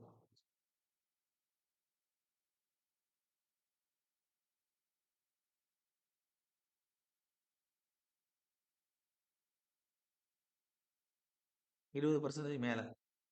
அப்ப plus or minus 0.7 into P அளவுக்கு இருக்கும். ஓகே. அப்ப இந்த டேபிள்ஸ் நான் குடுத்திருப்பான் கோடு புக்ல.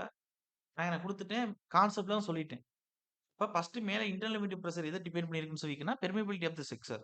எவ்வளவு கேப் இருக்கு காத்து உள்ளுக்குள்ள வரதுக்கு, அத சார்ந்திருக்குன்னு சொல்லிட்டேன். அப்ப நோ ஓப்பனிங்ன்னா, அந்த இடத்துல கேப்பே இல்ல. இப்ப அந்த ஒரு ரூம்னா, ரூம்ல ஒரு சின்ன ஒரு கேப்பே இல்ல. விண்டோ குடுக்கல, டோர் குடுக்கல. எதுவுமே உங்களுக்கு புரொவைட் பண்ணல அப்படின்னா, ஏர் உள்ளுக்குள்ள வர வாய்ப்பே இல்லல்ல. அப்ப 0 இன்டர்னல் பிரஷர்.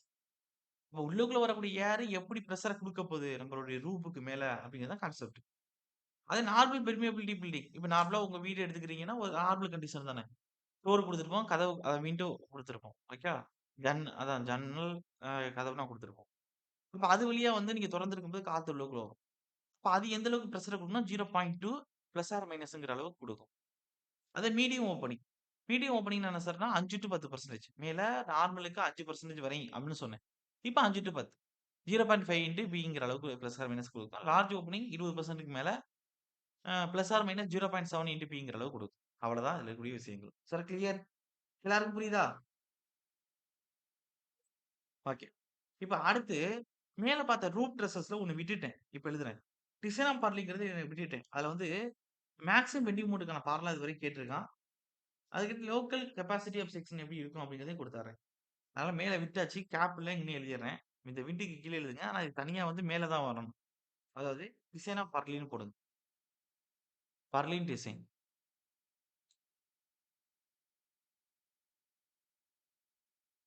அதாவது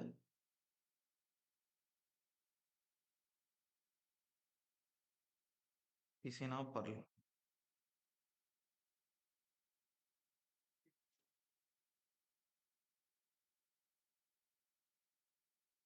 channels and angle section are commonly used as purlin. ஒரு பர்லின் வந்து நம்ம பயன்படுத்துறோம்னா, என்ன டைப் ஆஃப் ஸ்டீல் வந்து டைப்லெஸ் ஸ்டீல் எடுத்துக்கிறோம் அப்படின்னா, நமக்கு தெரியும். நெறைய டைப் ஆஃப் ஸ்ட்ரக்சர் ஸ்டீல்ல இருக்கு. I section, T section, angle section, channel section. அதிலேயே வந்து பில்டப் பண்ணோம்னா, பில்டப் செக்ஷன்ஸ் நெறைய கேட்டகரில இருக்கு. அதுல வந்து பர்லினுக்கு நம்ம என்ன கேட்டகரி யூஸ் பண்றோம்னா, சேனல் டைப்லயும், ஆங்கிள் டைப்லயும் தான் எடுத்துக்கிறோம். அப்ப டிசைன் ஆஃப் பர்லின்ல channels and design sir angle section தான் காமனா யூஸ் பண்றோம். அப்ப சேனல்ஸ் அண்ட் ஆங்கிள்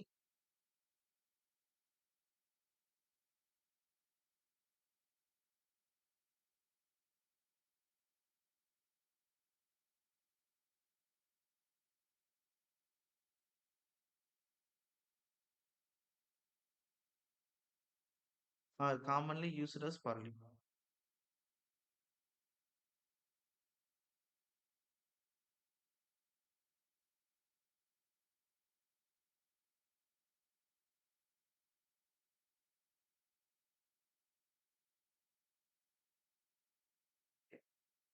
அடுத்து மேக்ஸிமம் பெண்டிங் மோட் எவ்வளவு சார் வரும் அப்படின்னா,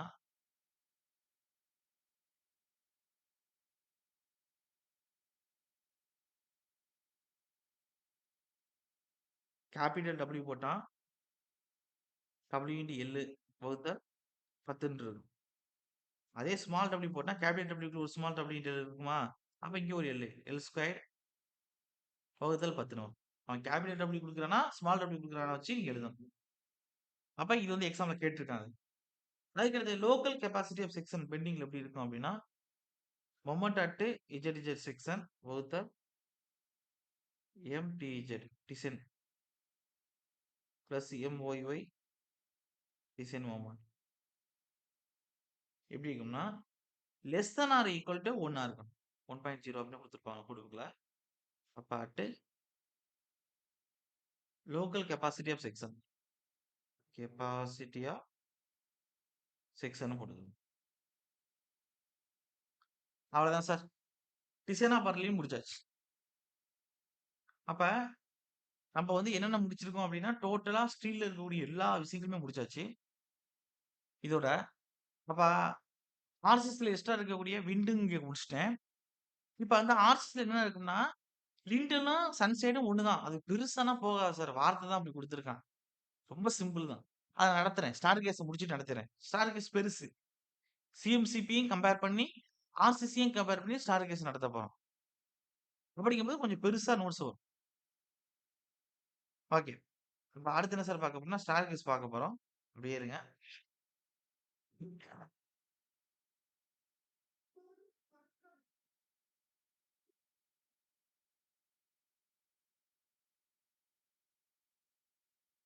ஓகே.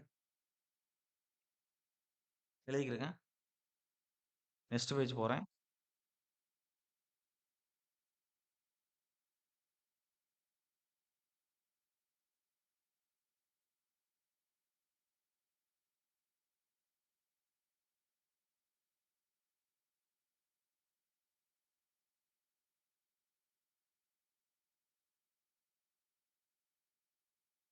Star case. ஸ்டார் கேஸ்னா என்னன்னு உங்களுக்கு தெரியும். மாடி படிக்கட்டு தான். Okay.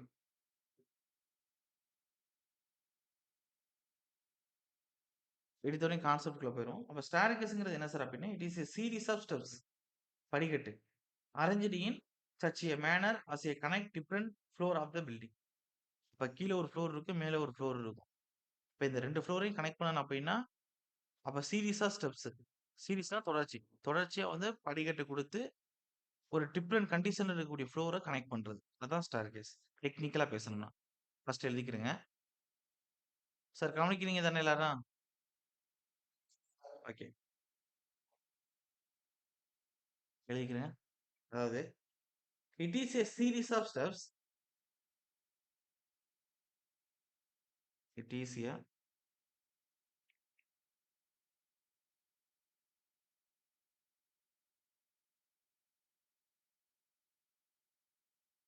steps arranged in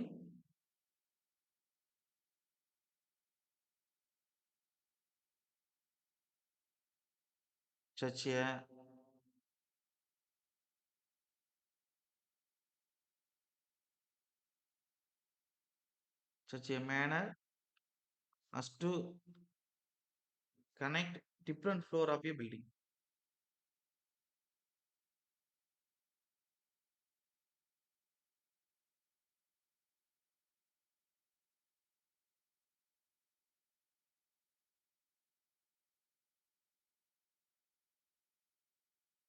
Floors of a building போட்டுக்கணும். ஓகே. அதே சொல்லிட்டேன். Series of steps. தொடர்ச்சியா இருக்கக்கூடிய படிக்கட்டு arranged in such a manner என்ன as to connect different floor of the building. அப்போ ஒரு லெவலுக்கு இன்னொரு லெவலுக்கு இடைப்பட்ட அந்த டிஃபரெண்ட் லெவல இணைச்சு குடுக்குறது தான் இந்த ஸ்டேர்கேஸ். அவ்வளவுதான் ஃபர்ஸ்ட். இதுல டெக்னிக்கல் டெர்ம்னு சொல்லப் போனா நெறைய இருக்கு. ஃபர்ஸ்ட் நான் இது வரைஞ்சிக்க வேணாம். பொதுவா அப்படி காமிக்கிறேன். அப்புறம் வந்து ஒவ்வொன்னா எழுதுறேன். இப்ப இப்படி ஒரு ஸ்டேர்கேஸ் வரைஞ்சா எப்படி இருக்கும்? ஃபர்ஸ்ட் இப்படி வரும். அப்புறம் இப்படி போகும். அப்புறம் இப்படி வரும். இப்படி போகும். இப்படி வரும். இப்படி போகும். இப்படிதான் படிக்கட்டு போகும். உங்களுக்கே தெரியும். இப்படி வரும். அதுக்கு அடுத்தது ஒரு லேண்டிங்க்கு வந்துட்டு, அதுக்கப்புறம் மேலே ஏறுறதுன்னா மேலே ஏறி, அப்புறம் இப்படி போகும். இப்படிதான் ஸ்டேர்கேஸ்ன்னு நீங்க பார்த்திருப்பீங்க. ஓகே. அதே சைடுல பார்த்தீங்க அப்படின்னா, சைடுல வந்து இப்படி கைப்பிடி குடுத்திருப்பாங்க. இப்படி ஸ்ட்ரெயிட்டா இப்படி குடுத்திருப்பாங்க. இதெல்லாம் நீங்க பார்த்திருப்பீங்க. ஓகே. இப்ப இந்த நடக்கிற பாதம் வைக்கக்கூடிய இந்த போர்ஷன் என்ன அப்படின்னா, நல்லா தெரிஞ்சுக்கணும். த்ரெட் அப்படின்னு சொல்லுவாங்க. அதே இந்த உயரமா இருக்கக்கூடிய இந்த வெர்டிகல் போர்ஷன் என்ன அப்படின்னா, ரைஸ் அப்படின்னு சொல்லுவாங்க. பாதம் வைக்கக்கூடிய ஹரிசாண்டல் போர்ஷன த்ரெட். அதே இந்த வெர்டிகலா இருக்கக்கூடிய இந்த இந்த படிக்கட்டோட பகுதி வந்து ரைஸ் அப்படின்னு சொல்லுவாங்க. அப்ப இந்த த்ரெட் எப்படி இருக்கு? இது உள்ளுக்குள்ள இப்படி இருக்கா? அப்ப இது 2ம் கனெக்ட் ஆகக்கூடிய இந்த போர்ஷன ரைசர் அப்படின்னு சொல்லுவாங்க. அப்ப இந்த vertical member with join the consecutive threads. அதுதான் ரைசர் அப்படின்னு சொல்லுவாங்க. அதுக்கு அடுத்து நோசிங். நோசிங்னா என்ன சார் அப்படின்னா, இந்த படிக்கட்டோட முனைய பார்த்தீங்கன்னா, அப்படி லைட்டா அப்படி வளைச்சுட்டு இருப்பாங்க. தவணை மாரி. மூக்கு மாரி வளைச்சுட்டு இருப்பாங்க. கால் வைக்கக்கூடிய போர்ஷனோட த்ரெட்டோட எண்டு பகுதிய. அதுதான் நோசிங். அதுக்கடுத்து கோயிங்ன்னா என்ன சார் அப்படின்னா, படிக்கட்டு வரும்போது இப்ப இந்த போர்ஷன் இருக்கு உள்ளுக்குள்ள பாதி போன மாரி இருக்கா? அப்ப எந்த அளவுக்கு உள்ளுக்குள்ள போயிருக்கோ அதான் கோயிங் அப்படின்னு சொல்லுவாங்க. அதே இத வளைச்சிருக்கக்கூடிய இந்த போர்ஷன தனியா எடுத்து வளைஞ்சோம்னா எப்படி இருக்கும்னா, உங்களுக்கு இப்படி தானே வளைச்சு விட்டுருக்காங்க. த்ரெட் போர்ஷன்ல. அப்ப கால் வைக்கக்கூடிய போர்ஷன் இதான். அப்ப இது நோசிங். அதே கீழ இருக்கக்கூடிய இந்த வளைவு, இந்த கர்வ்டு போர்ஷன் என்னன்னா ஸ்கோட்டியா அப்படின்னு சொல்லுவாங்க. அதே வந்து இந்த நோஸ்க்கும் அடுத்து இங்க இதே மாரி நோஸ் குடுத்திருப்பாங்கல்ல, கால் வைக்கக்கூடிய போர்ஷன். அப்ப இந்த இந்த நோஸ கனெக்ட் பண்ணி ஒரு லைன் வரைஞ்சோம்னா, அத லைன் ஆஃப் நோசிங் அப்படின்னு சொல்லுவாங்க. அதுக்கடுத்து ஹெட்ரூம். ஹெட்ரூம்னா உங்களுக்கு தெரியும்ல. இப்ப மேல படிக்கட்டுல ஏறி இங்கேருந்து போறீங்க.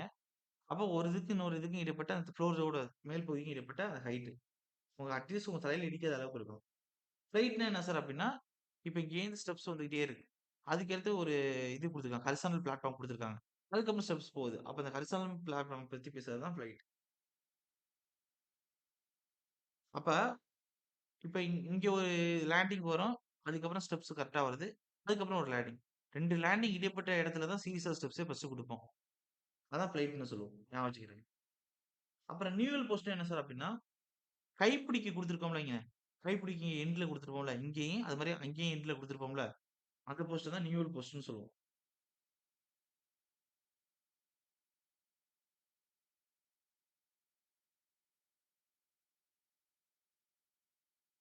அதுக்கடுத்து இந்த ஹாரிசான்டலா இப்படி குடுத்துருக்காங்கல்ல இன்க்ளைன்டா. இந்த மெம்பர தான் என்ன சொல்லுவாங்கன்னா, ஹேண்ட் ரெயில் அப்படின்னு சொல்லுவாங்க. கைப்பிடி.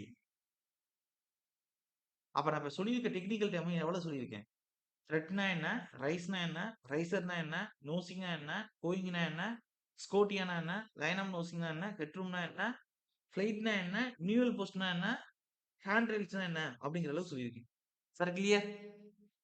இப்ப நான் என்ன சொன்னேன்னா, அதெல்லாம் படத்துல சொன்னேன். இது அப்படியே சென்டென்ஸா எழுதணும். எக்ஸாம் பாயிண்ட் ஆயிடுது இந்த மாரி. Sir clear? எல்லாருக்கும் புரியுதா? கால் வைக்கக்கூடிய போர்ஷன் த்ரெட். அதோட படிக்கட்டோட வெர்டிகலா இருக்கக்கூடிய ஹைட் ரைஸ். கால் வைக்கக்கூடிய போர்ஷனுக்கு பின்னாடி அந்த த்ரெட்ல நோசிங் மாரி குடுத்திருப்பாங்க. வளச்சி. அது சாரி நோசிங் மாரி வளச்சு குடுத்திருப்பாங்க ஒண்ணு. அது நோசிங். அதோட பாட்டம் சர்ஃபேஸ் பார்த்தோம்னா கர்வ்டா இருக்கும். அது ஸ்கோட்டியா. நம்பர் ஆஃப் ஸ்டெப்ஸோட நோசிங் எல்லாம் கனெக்ட் பண்ணி ஒரு இமேஜினரி லைன் டிரா பண்ணோம்னா, லைன் ஆஃப் நோசிங். அப்ப 2 ஒரு சீரிஸ் ஆஃப் ஸ்டெப்ஸ் வந்துட்டு இருக்கு. அது எதுல கனெக்ட் ஆகும்னா, மேல உள்ள பிளேட்டோடயும், கீழ உள்ள பிளேட்டோடயும் தான் கனெக்ட் ஆகும். அதுக்கடுத்து நம்ம வந்து மேல வந்து அந்த பிளாட்ஃபார்ம்ல இறங்கிட்டு ஏறிட்டோம் மேல அப்டின்னா, ஹாரிசான்டல் பிளாட்ஃபார்ம்ல. அப்ப உங்களுக்கும் அந்த மேல இருக்கக்கூடிய ரூமோட ஃப்ளோருக்கும் இடைப்பட்ட ஹைட் ஹெட் ரூம். அதுக்கடுத்து உங்களுக்கு 2 ஸ்டெப்ஸோட ஆரம்பிக்கும்போது, கைப்பிடி சரியில குடுத்திருப்பாங்க. அத இன்க்ளைன்டா குடுத்திருக்கக்கூடிய அந்த மெம்பர நம்ம என்ன சொல்லுவோம் ஹேண்ட் ரெயில்ன்னு சொல்லுவோம். அதே ஸ்டெப்ஸ் ஆரம்பிக்கக்கூடிய இடத்துலயும், முடியக்கூடிய இடத்துலயும் ஒரு வெர்டிகலா வந்து கைப்பிடி இருக்கும். போஸ்ட் மாரி குடுத்திருப்பாங்க. ஹைட் கம்மியா. Newell post. இவ்வளவு தான் இதுல இருக்கக்கூடிய விஷயங்கள். இதெல்லாம் இப்ப பார்க்க போறோம். Sir okay? ஓகே. இப்ப ஆர்சிசியும், சிஎம்சிபியும் மிக்ஸ் பண்ணி தான் நம்ம படிக்க போறோம். ஸ்டேர்கேஸ்ல. Okay.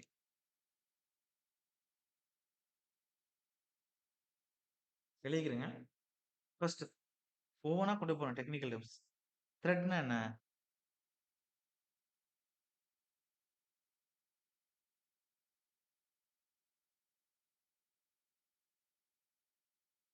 It is an upper horizontal part of a step and which foot is placed in ascending or descending in a stairway. அப்ப அந்த ஸ்டேர்வேல மேல் நோக்கி ஏறுறீங்க, இல்ல கீழ் நோக்கி இறங்குறீங்க. அப்படி இறங்கும்போது ஹரிசாண்டல் பார்ட் ஆஃப் த அந்த ஸ்டேர்கேஸ்ல இருக்கும் ஸ்டெப்ல. அப்ப அந்த ஸ்டெப்புங்கிறது அந்த த்ரெட்டையும் ரைஸையும் சேர்ந்தது தான் படிக்கட்டு. அப்ப அந்த ஸ்டெப்ல இருக்கக்கூடிய இந்த ஹரிசாண்டல் உங்களோட பாதம் படக்கூடிய இடம். மேல் நோக்கி நடந்து போகும்போதோ, இல்ல கீழ் நோக்கி இறங்கி வரும்போதோ, அதுதான் த்ரெட். இப்ப சொன்ன வார்த்தைக்கு தமிழ்ல சொன்னேன். அப்ப it is an upper horizontal part.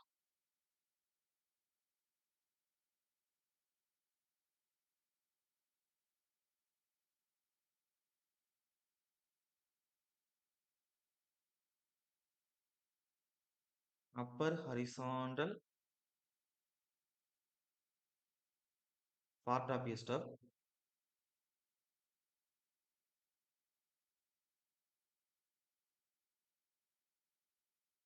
on which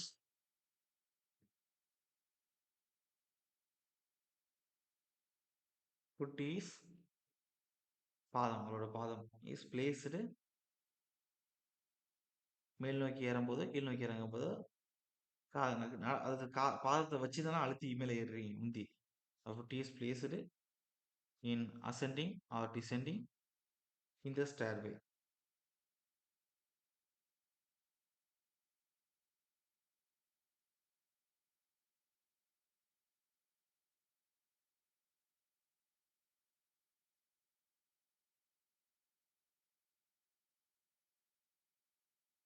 Near stairway.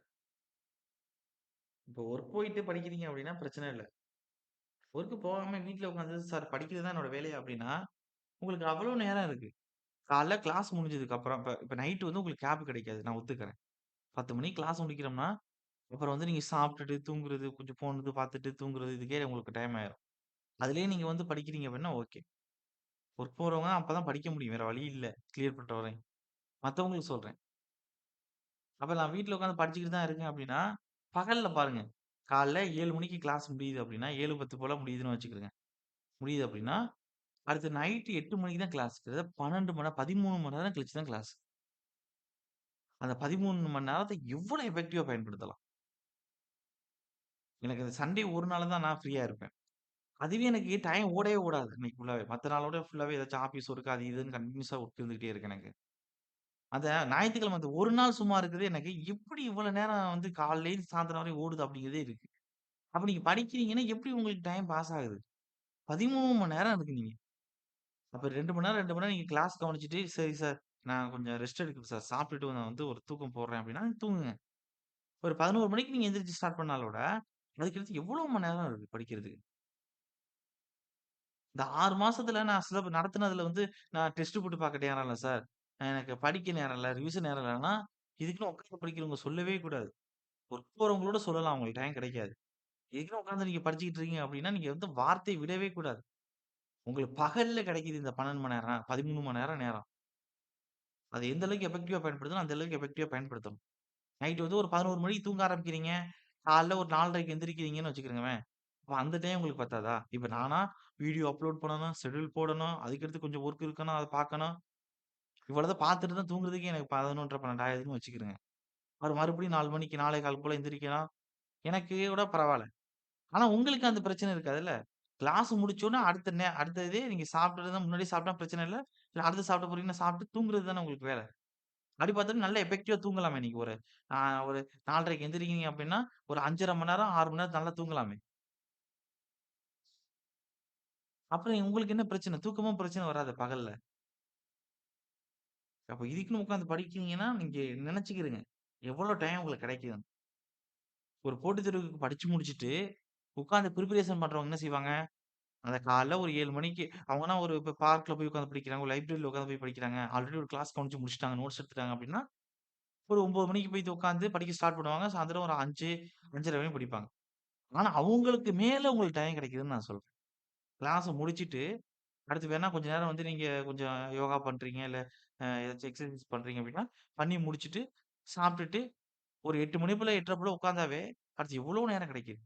இடையில மதியம் நீங்க 1 ஹவரோட தூங்கிக்கலாம் நீங்க. ஆனா இதுக்குன்னு உட்கார்ந்து படிக்கிறீங்க, டயத்த வேஸ்ட் பண்ணாதீங்க. ஞாபகம் வச்சுக்கோங்க மைண்ட்ல. அப்படி வேஸ்ட் பண்றீங்கன்னா, அதுக்கான பலன் கண்டிப்பா எஃபெக்டிவா எந்த அளவுக்கு யூஸ் பண்றீங்களோ, அதுக்கான பலனும் கிடைக்கும். எந்த அளவுக்கு வேஸ்ட் பண்றீங்களோ, அதுக்கான பலன் கிடைக்கும். இப்ப நீங்க வேலை பார்த்துட்டு படிக்கிறீங்க அப்படின்னா, கடவுள் கொஞ்சம் ஹெல்ப் பண்ணுவாரு. நீங்க இங்க போடுறதுல வேலை பார்த்துட்டு கஷ்டப்பட்டு படிக்கிறவங்கள சொல்றேன். அப்ப சார் மத்த அளவுக்கு படிக்கிறதுக்கு நம்ம டைம் இல்லையேன்னு நீங்க ஃபீல் பண்ண வேண்டியதில்ல. கண்டிப்பா அவங்க போடுறத விட நீங்க அ அப்ப ஒருத்தவங்க உட்கார்ந்து படிச்சுக்கிட்டு இருக்காங்க கஷ்டப்பட்டு. அவங்க வந்து ஒரு கொஸ்டின் போடுறாங்க. ஒரு 15 கொஸ்டின் அவங்களுக்கு தெரியல. அவங்களா ஒரு ஆன்ஸர் போட்டு வர்றாங்க.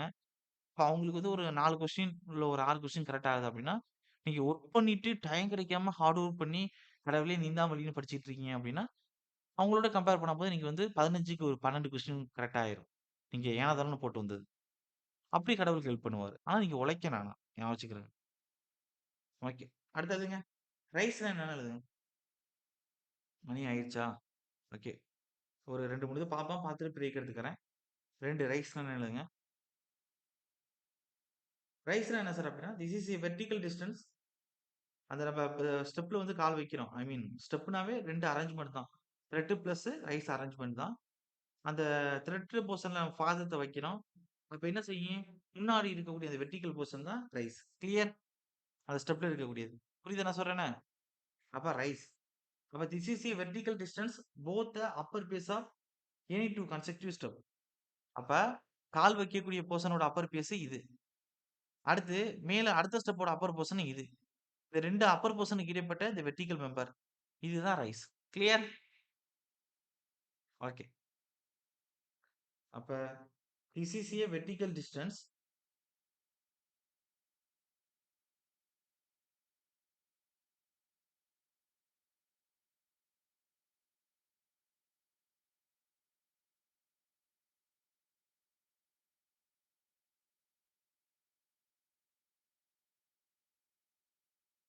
both the upper bases of any 2 consecutive step.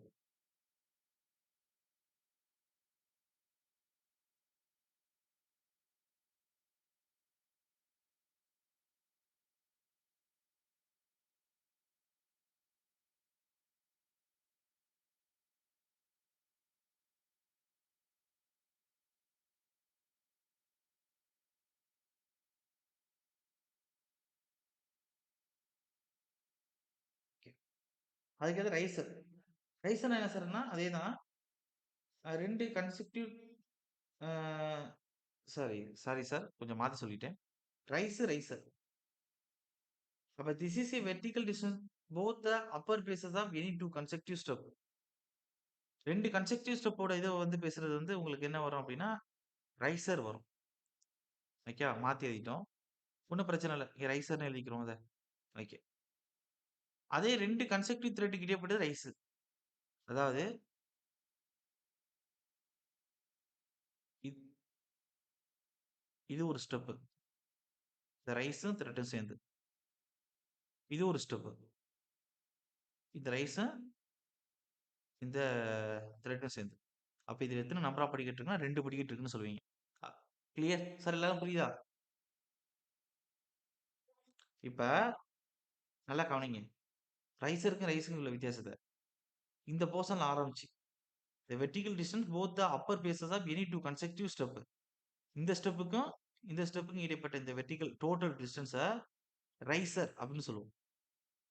அதே இந்த த்ரெட்டோட போர்ஷனுக்கும் இந்த த்ரெட்டோட போர்ஷனுக்கும் இடைப்பட்ட வெர்டிகல் டிஸ்டன்ஸ ரைஸ்ன்னு சொல்லுவோம். கிளியர்? சார் ஓகேவா எல்லாருக்கும்? ரைசர், ரைஸ் 2க்கும் வித்தியாசம். இப்ப எழுதிக்கிறங்க. மேல குடுத்தா ரைசர். இப்ப ரைஸ் எழுதுங்க.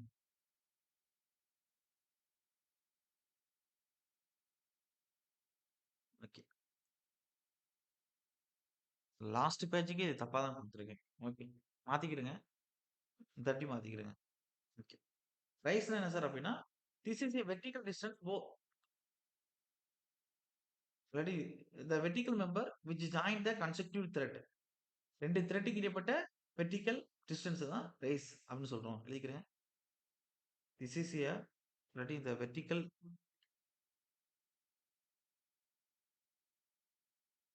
மெம்பர் விச் ஜாயின்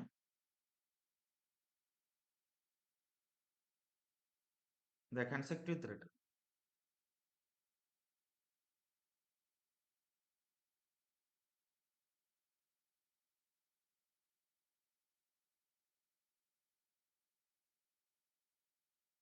அடுத்த ஸ்டெப். ஸ்டெப்னா உங்களுக்கே தெரியும். ஓகே. த்ரெட்டே அந்த ரைஸையும் சேர்ந்தது தான் step.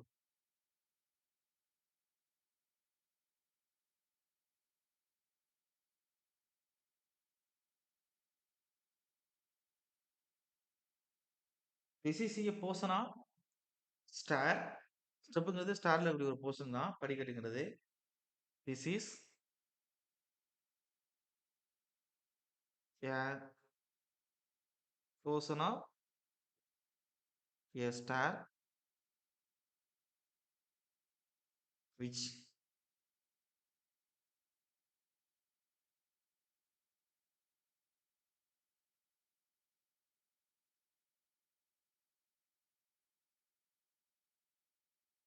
comprised of the threatened race.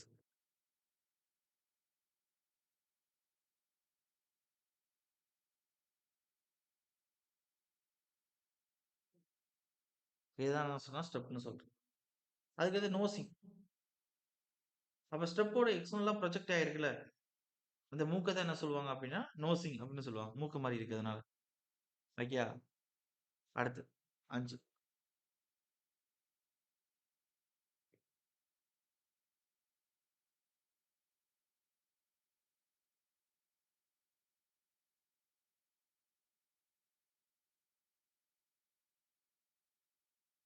அதாவது இந்த எக்ஸ்டர்னல் ப்ரொஜெக்ஷன் இல்லாட்டி இந்த external projecting portion of the step.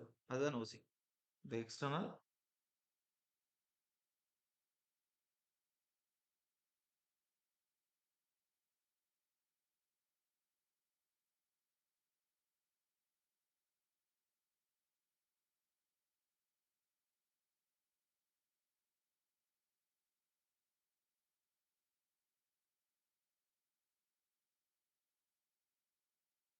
Projecting portion of the steps.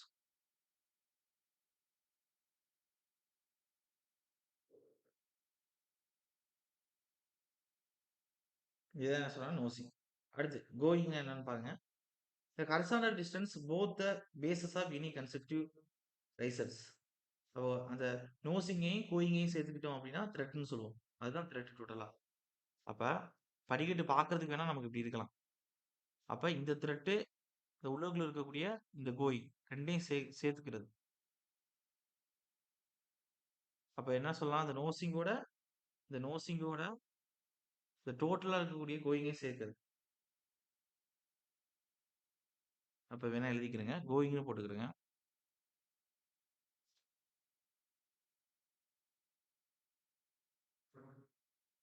6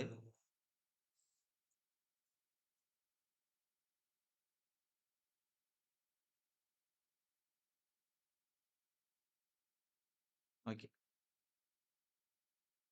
கோயிங்னா என்ன அப்படின்னா, it is the horizontal distance. அதாவது it is it is the horizontal distance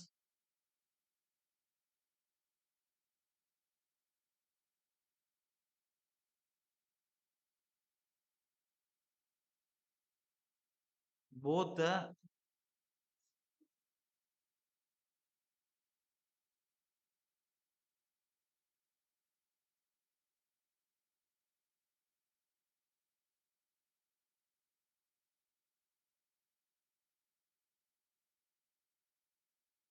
bases of any two consecutive rays.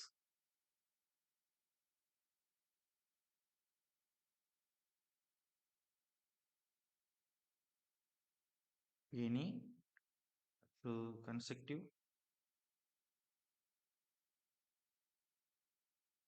Risers 2 step இதாகி வருதுல. Okay. அப்ப உங்களுடைய த்ரெட்டோட total portion nosing அதெல்லாம் சேர்த்துக்கிட்டா going.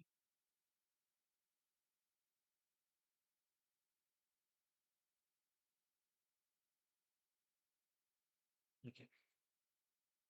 அடுத்து அடுத்து என்ன சார் அப்படின்னா ஸ்கோட்டியம். ஸ்கோட்டியம் என்னன்னா அந்த கருவிடு போர்ஷன் தான். இந்த நோசிங்க்கு கீழே கொடுத்துருக்கக்கூடிய அந்த கருவிடு போர்ஷன் தான் அந்த நோஸுக்கு வந்து சப்போர்ட்டா கொடுத்துருப்பாங்க வளர்ச்சி. வந்து நான் எழுதுறேன் 7வது பலத்தை எழுதுறேன். அப்படியே ஒரு குட்டி பிரேக் எடுத்துக்கிறேன். நீங்களே பிரேக் எடுத்துக்கிடுங்க. வந்து கன்டினியூ பண்றேன்.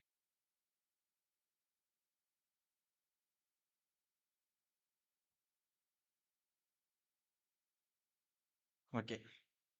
அதை கவனிங்க. அடுத்து என்ன சார் பார்க்க போறோம் அப்படின்னா ஸ்கோட்டியா. நான் சொன்னேனே அந்த நோசிங்க்கு சப்போர்ட்டா கொடுத்துருப்போம். நோசிங் கீழே வந்து கருவிடு போர்ஷனா இருக்கு சார்னு சொன்னேனே அதுதான். 7வது போட்டுக்கிறேங்க.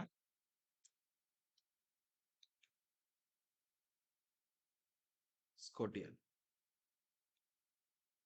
டெக்னிக்கல் டைம்ல இருந்து கொஸ்டின் கேட்பான். அதனால தான் கொடுக்குறோம். அதுக்கடுத்து இது கான்செப்ட்லாம் புரிஞ்சுக்கிட்டே மனப்பாடம் பண்ண வேண்டியதில்ல. இல்ல அப்படின்னா இப்ப கவனிக்கல அப்படின்னா மனப்பாடம் பண்ற மாதிரி இருக்கும் ஒண்ணும். கான்செப்ட்லாம் புரிஞ்சுக்கிட்டா இதுனா இதுதான் அப்படின்னு வந்துடும் உங்களுக்கு. இந்த கருவுடு portion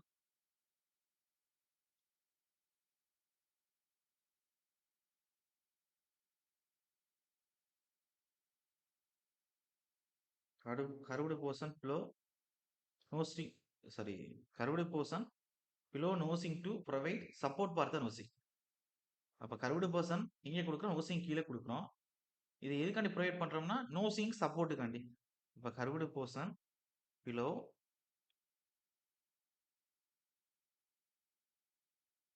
nosing to provide support for the nosing.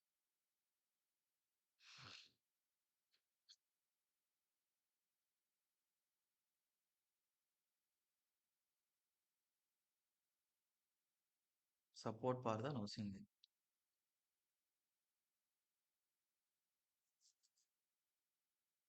அதுக்கடுத்து லைன் ஆஃப் நோசிங் எழுதிக்கிறேங்க. 8 லைன் ஆஃப் நோசிங்.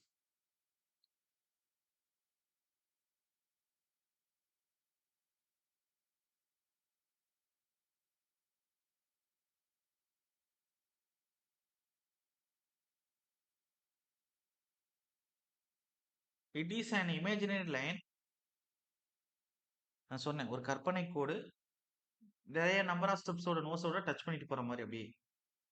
அப்ப it is a imaginary line touching the nosing of the each tread and it's parallel to the slope of the stair. இதுக்கான meaning என்ன sir அப்படின்னா இப்ப இப்படி ஒன்று ஒரு இப்படி கர்சர்ல ஒரு வேஸ்ட் ஸ்லாப்னு சொல்லுவாங்க. நான் சொல்லுவேன் ஸ்ட்ரிஞ்சர் அப்படின்னு சொல்லுவாங்க. ஓகே. ஜஸ்ட் பாத்துக்கிறேன். இது மேலதான் உங்களோட ஸ்டெப் வந்து அரேஞ்ச்மெண்ட்ஸ் இருக்க போகுது. இப்படிதான் இருக்க போகுது. இப்ப நோசிங்னா என்ன சொன்னேன்? இந்த எண்டு போர்ஷன்ல இருக்கக்கூடியது தான் நோசிங். இப்ப நான் எழுதக்கூடிய வார்த்தைக்கான அர்த்தம் என்ன அப்படின்னா, இதுல போகக்கூடிய ஒரு கற்பனை கோடு. நோசிங் டச் பண்ணிட்டு போகக்கூடிய கற்பனை கோடு. இதுதான் லைன் ஆஃப் நோசிங். இந்த கற்பனை கோடு எப்படி இருக்கு? உங்களுடைய ஸ்டாரோட ஸ்லோப் இதுக்கு பேரலலா இருக்கா? இதுக்கு பேரலா தானே இதையும் வரைஞ்சிருக்கோம் அப்படியே. அதுதான் இப்ப எழுத போறேன் 2 பாயிண்டா. மனப்பாடம் பண்ணக்கூடாதுங்கிறதுக்காண்டி சொன்னேன். அப்ப புரிஞ்சுக்கிறணும். அப்ப எழுதிக்கிறேங்க. It is a imaginary line.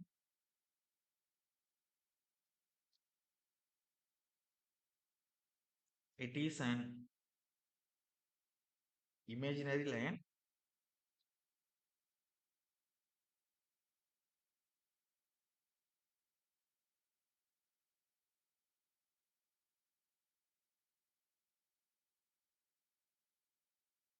sorry imaginary line sorry imaginary line touching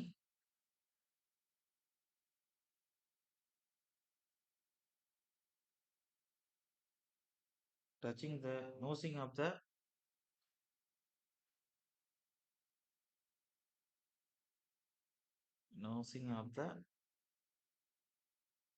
each thread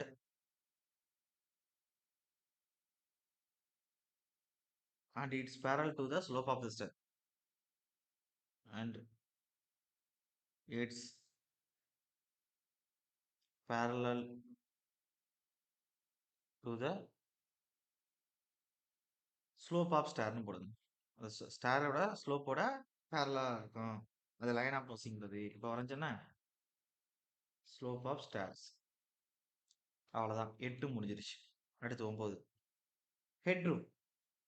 அப்ப மொத்தம் எத்தனை சார் இருக்கு அப்படின்னா மொத்தம் கிட்டத்தட்ட 17 இருக்கு. இப்ப நம்ம எத்தனாவது வரோம்? 9 தான் வரும். ஓகே.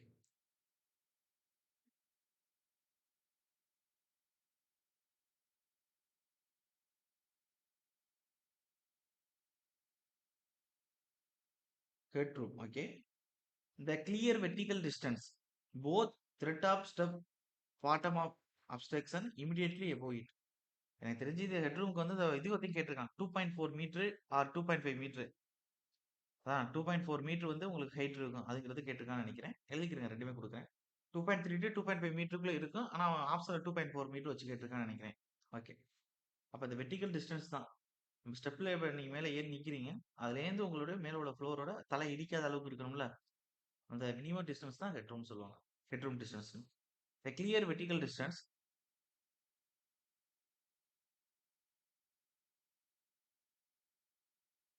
ஹெட்ரூம் டிஸ்டன்ஸ் ஒவ்வொரு இடத்துலயும் ஒரு மாதிரி மாறுபடும். நம்ம இங்க ஸ்டார் கேஸுக்கு தான் சொல்லியிருக்கேன். Okay. The clear vertical distance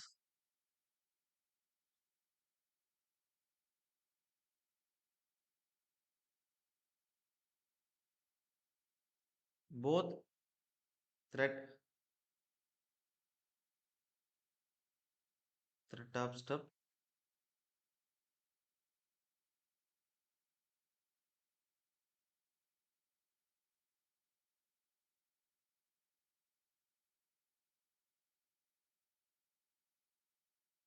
bottom of obstruction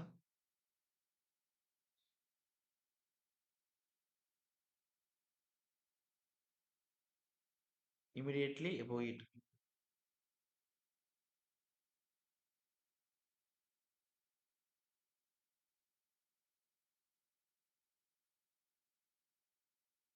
எந்த அளவுக்கு சார் இருக்கும் அப்படின்னா 2.3 மீட்டர் டு 2.5 மீட்டர் அளவுக்கு. இது வந்து 2.4 மீட்டர் இருக்க மாதிரி ஆப்ஷன் வச்சு கேட்டிருக்கான்னு நினைக்கிறேன். ஓகே பாத்துக்கிறேன்.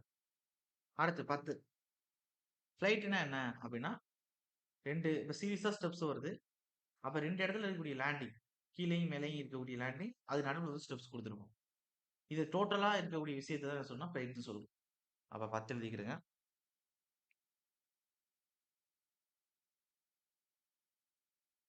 ஃபிளைட்டுங்கிறதுக்கு வேற மீனிங் இன்னொரு இடத்துல இருக்கு. நான் இங்க ஸ்டேர்கேஸ்ல ஃபிளைட்டுங்கிறத சொல்றேன். அப்ப series of steps both to landing.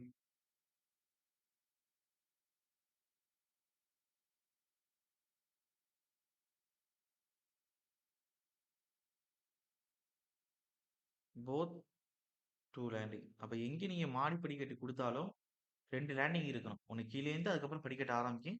அந்த படிக்கட்டு குறிப்பிட்ட தூரம் போனதுக்கப்புறம் மேல இங்க ஒரு ஹாரிசான்டல் லேண்டிங் வரும்.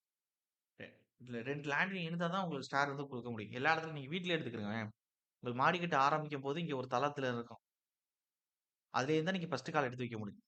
மேல ஏறி ஃப்ளோரே முடிஞ்சிருச்சு, படிக்கட்டே முடிஞ்சிட்டாலும் அடுத்து ஒரு ஹாரிசான்டல் வரும். அப்பதான் நீங்க கால் எடுத்து வச்சு போ முடியும். அப்ப இது 2 தான் லேண்டிங்ன்னு சொல்றேன்.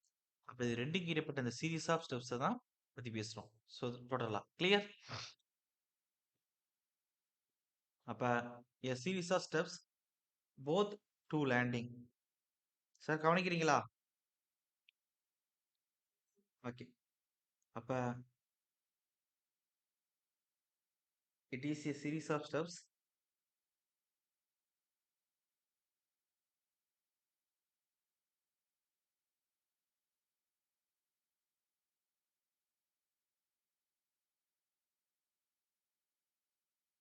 without any platform or landing and breaking their direction. அது ஸ்பைரல் வச்சு குடுக்கலாம். இப்ப வந்து ஒரு லேண்டிங் வந்தா தான் நம்ம பிரேக் பண்ணி அடுத்த திசையில வளைஞ்சு போ முடியும். ஆனா ஸ்பைரல் எப்படி இருக்குன்னா, சுத்தி, சுத்தி, சுத்தி மேல போற மாரி இருக்கு. இந்த கான்செப்ட் இவங்க ஒரு நார்மல் கண்டிஷன் சொல்றாங்க. ஸ்பைரல்ல தான் நம்ம என்ன செய்வோம் அப்படின்னா, லேண்டிங்கே இருக்காது. நீங்க ஒரு படிக்கட்டுல ஏறுறீங்க, இப்படி மேல போறீங்க, படிக்கட்டுல ஏறி, ஒண்ணு இந்த திசையில மேல ஏறி போணும், இல்ல இந்த திசையில மேல ஏறி போணும்.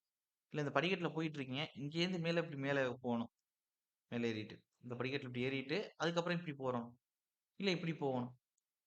நீங்க எப்படி டைரக்ஷன சேஞ்ச் பண்ணாலும் நல்லா கவனிங்க. எப்படி டைரக்ஷன சேஞ்ச் பண்ணாலும், அந்த இடத்துல லேண்டிங் நீங்க சந்திச்சு தான் போணும். இப்ப ஸ்பைரலா குடுத்துருக்காங்கல்ல மாடி படிக்கட்டு பார்த்திருப்பீங்கள்ல, அதுல தான் அந்த லேண்டிங் வந்து பிரச்சனை இருக்காது. இப்ப நம்ம குடுக்கிறத பொதுவா எழுதுற மாரி எழுதிக்கிறங்க. அதாவது it is a series of step without any platform.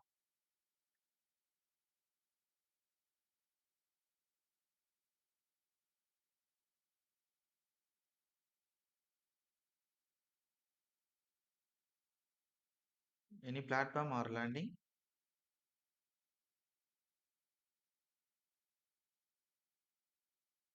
and breaking their direction. And breaking their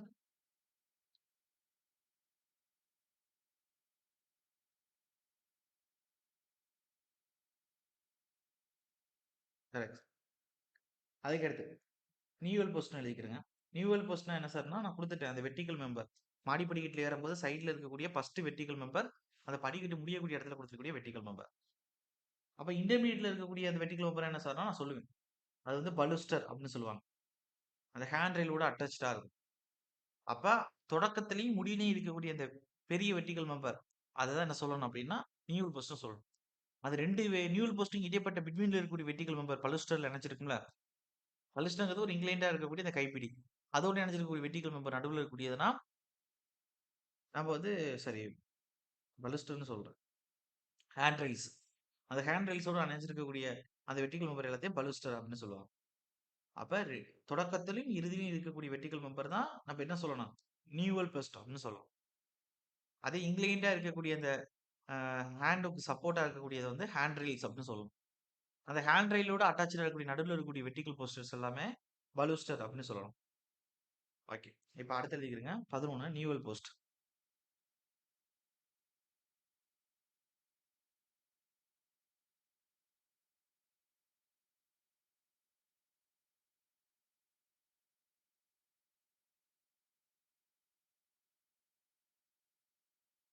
இப்ப இந்த vertical member placed at the end of the step joining.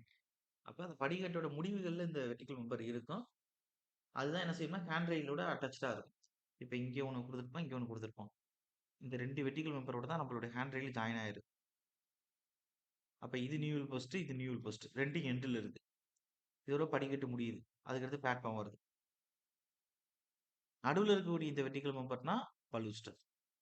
இந்த இன்க்ளைன்ட் மெம்பர் உங்களுக்கு ஹேண்ட் ரெயில்ஸ். கீழ இருக்கக்கூடிய அந்த படிக்கட்டு எல்லாத்தையும் தாங்கிட்டு இருக்கக்கூடிய இந்த இன்க்ளைன்டா இருக்கக்கூடியது வெய்ஸ்ட் ஸ்லாப்ன்னு சொல்லுவாங்க. அதுல நான் சொல்லுவேன் கீழ. ஸ்ட்ரிஞ்சர் இல்ல ஸ்ட்ரிங் அப்படின்னு சொல்லுவாங்க.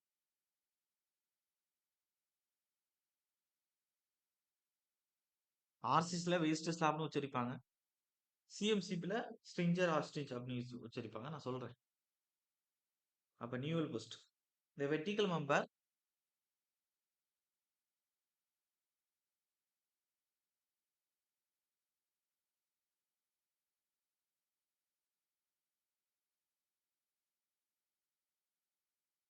placed at the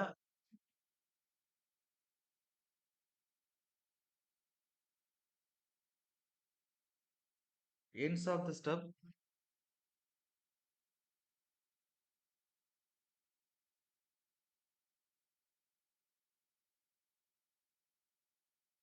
joining the handrail of the stringer.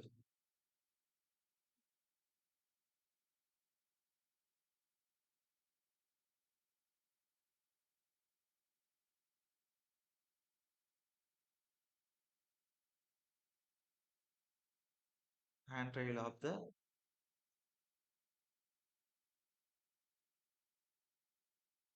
stringers.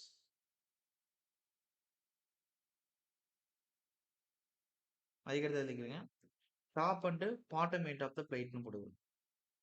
அதாவது இங்க இருக்க டாப்புக்கும் பாட்டுக்கும் இடைப்பட்ட பிளேட்ல அந்த ஸ்டெப்ஸ் ஆரம்பிக்கும் போது முடிகிற இடத்துலயும் கொடுத்துருப்பாங்க. டாப் அண்ட்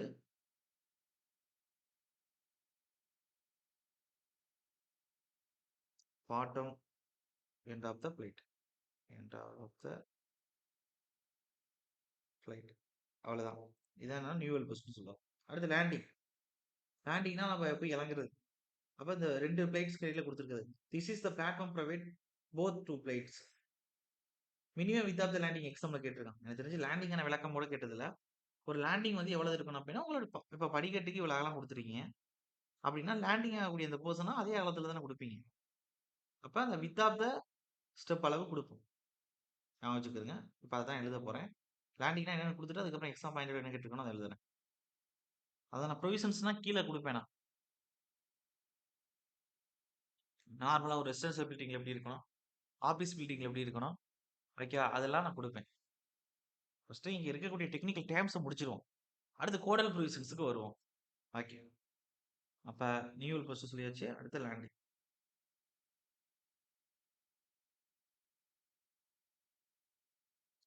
இதை பொறுத்தவரை this is the platform provide both two plates.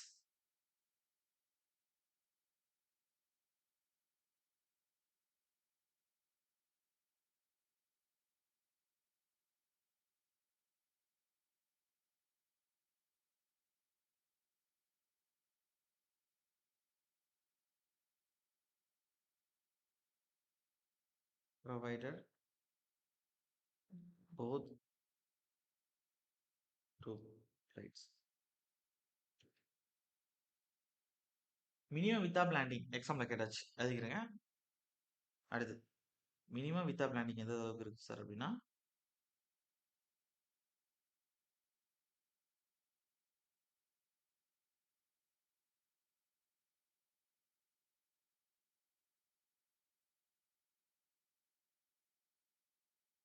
With app ஸ்டெப்ஸ்க்கு வந்து ஈக்குவலா இருக்கும்.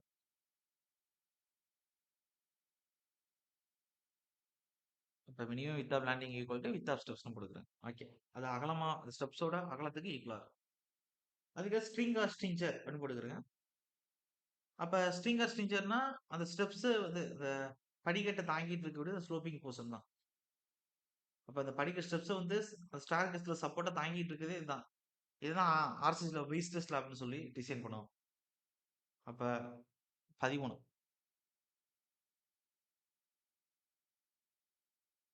அப்ப ஸ்ட்ரிங் ஆர் ஸ்ட்ரிஞ்சர் அப்படின்னு எழுதிக்கிறேங்க.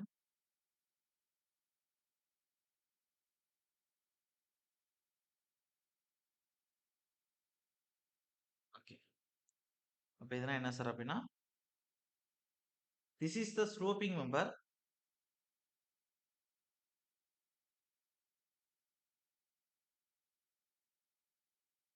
This is the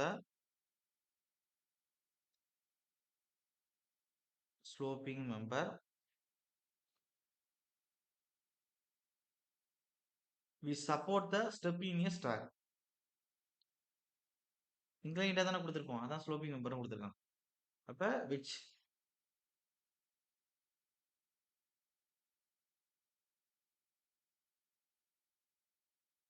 support provided at the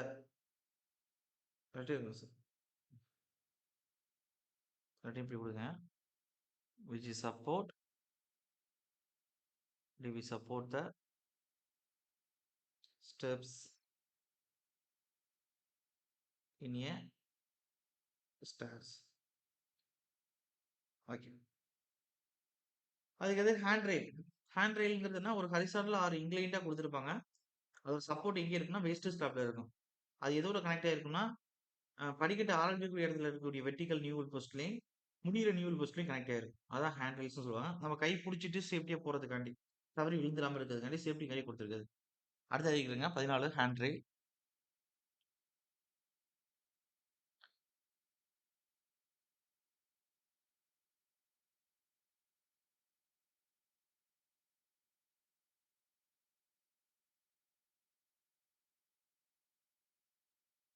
இப்போ ஹேண்ட் ரெயில்ஸ் என்ன சார் அப்படின்னா horizontal R inclined support provided the waste slab.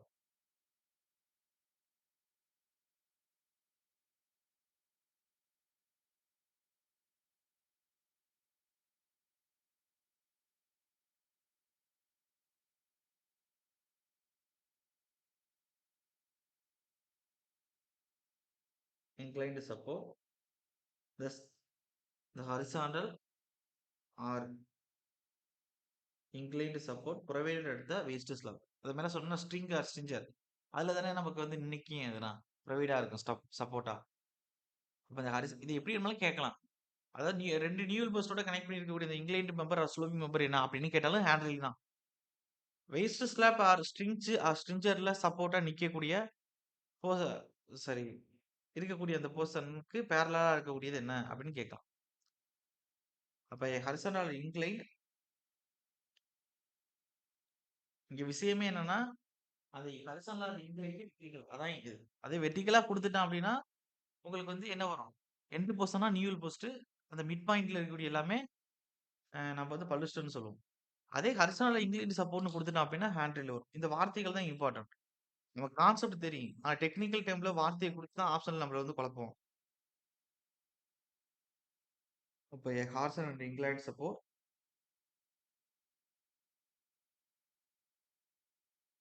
provided at the waist slab or stringer.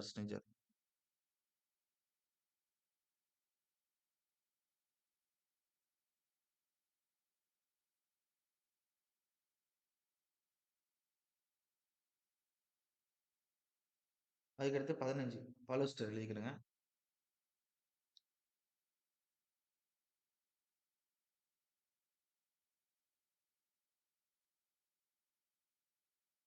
இது வந்து அந்த நியூல் போஸ்ட் ரெண்டுக்கு இடைப்பட்டதுல நடுவில் அந்த ஹேண்ட் ரெயிலோட அட்டாச் ஆகக்கூடிய வெர்டிகல் மெம்பர். அப்ப vertical member to support the hand rail, அந்த ஹேண்ட் ரெயில் தாங்கிக்கிட்டு தான் இருக்கும். அப்ப வெர்டிகல் மெம்பர்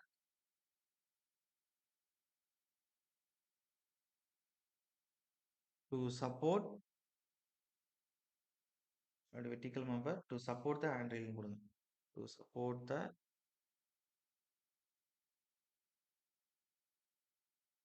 ஹேண்ட் ரெயில். அடுத்து 16 பிட்ச் ஆர் ஸ்லோப்.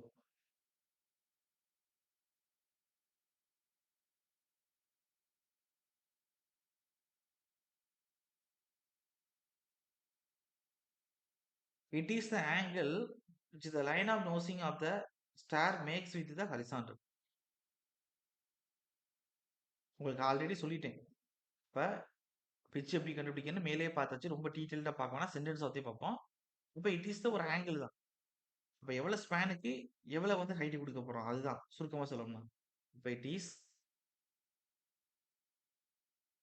ரசஸ்லயே பார்த்தாச்சு பிட்ச் ஆர் ஸ்லோப் வந்து. It is the angle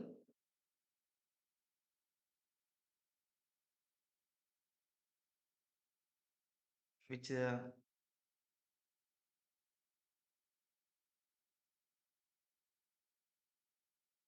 line of nosing of the star make with the horizontal.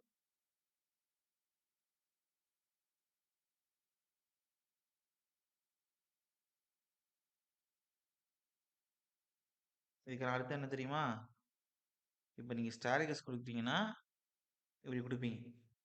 அப்ப இந்த லைன் ஆஃப் நோசிங் வந்து இந்த இதுக்கு விஸ்டஸ் ஸ்லாப்புக்கு பேரலா இருக்கும். இத ஹரிசாண்டலா ஆக்குனா என்ன ஆகும்? இந்த கோட ஹரிசாண்டலா ஆக்குனா இப்படி கொண்டாருவீங்க. இப்ப இது 2க்கும் இடைப்பட்ட தீட்டா தான் ஸ்லோப் ஆர் பிட்ச். கிளியர்?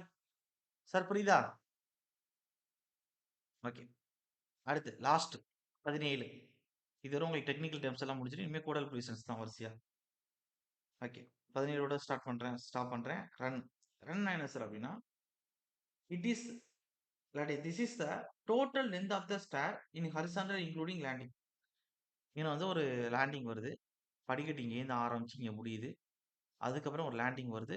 ரூமுக்குள்ள என்டர் ஆயிட்டீங்க மேல ஃப்ளோர்ல. அப்ப இங்க ஆரம்பிச்சு இதுவரையும் நடக்கிறீங்க. அப்புறம் இதுலேருந்து இதுவரையும் நடக்கிறீங்க. இதுலேருந்து இதுவரையும் நடக்கிறீங்க. அப்ப லேண்டிங்கையும் சேர்த்து ஸ்டெப்பையும் நடக்கிறதையும் சேர்த்து மொத்தமா எவ்வளவு டிஸ்டன்ஸ் வந்து நடந்துருக்கீங்களோ அதான் ரன். கிளியர்? ஓகே. அப்ப ரன் என்ன எழுதிக்கிறீங்க? லாஸ்ட். அதாவது this is the total length of the stair in horizontal including landing.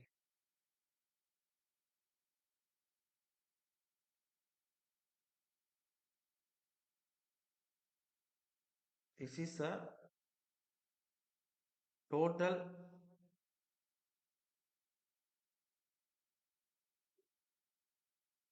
length of the stairs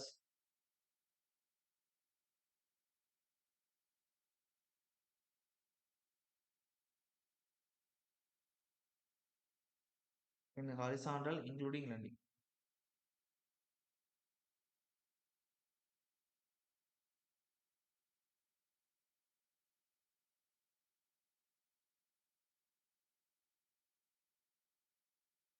இதான் ரன்னு சொல்றாங்க.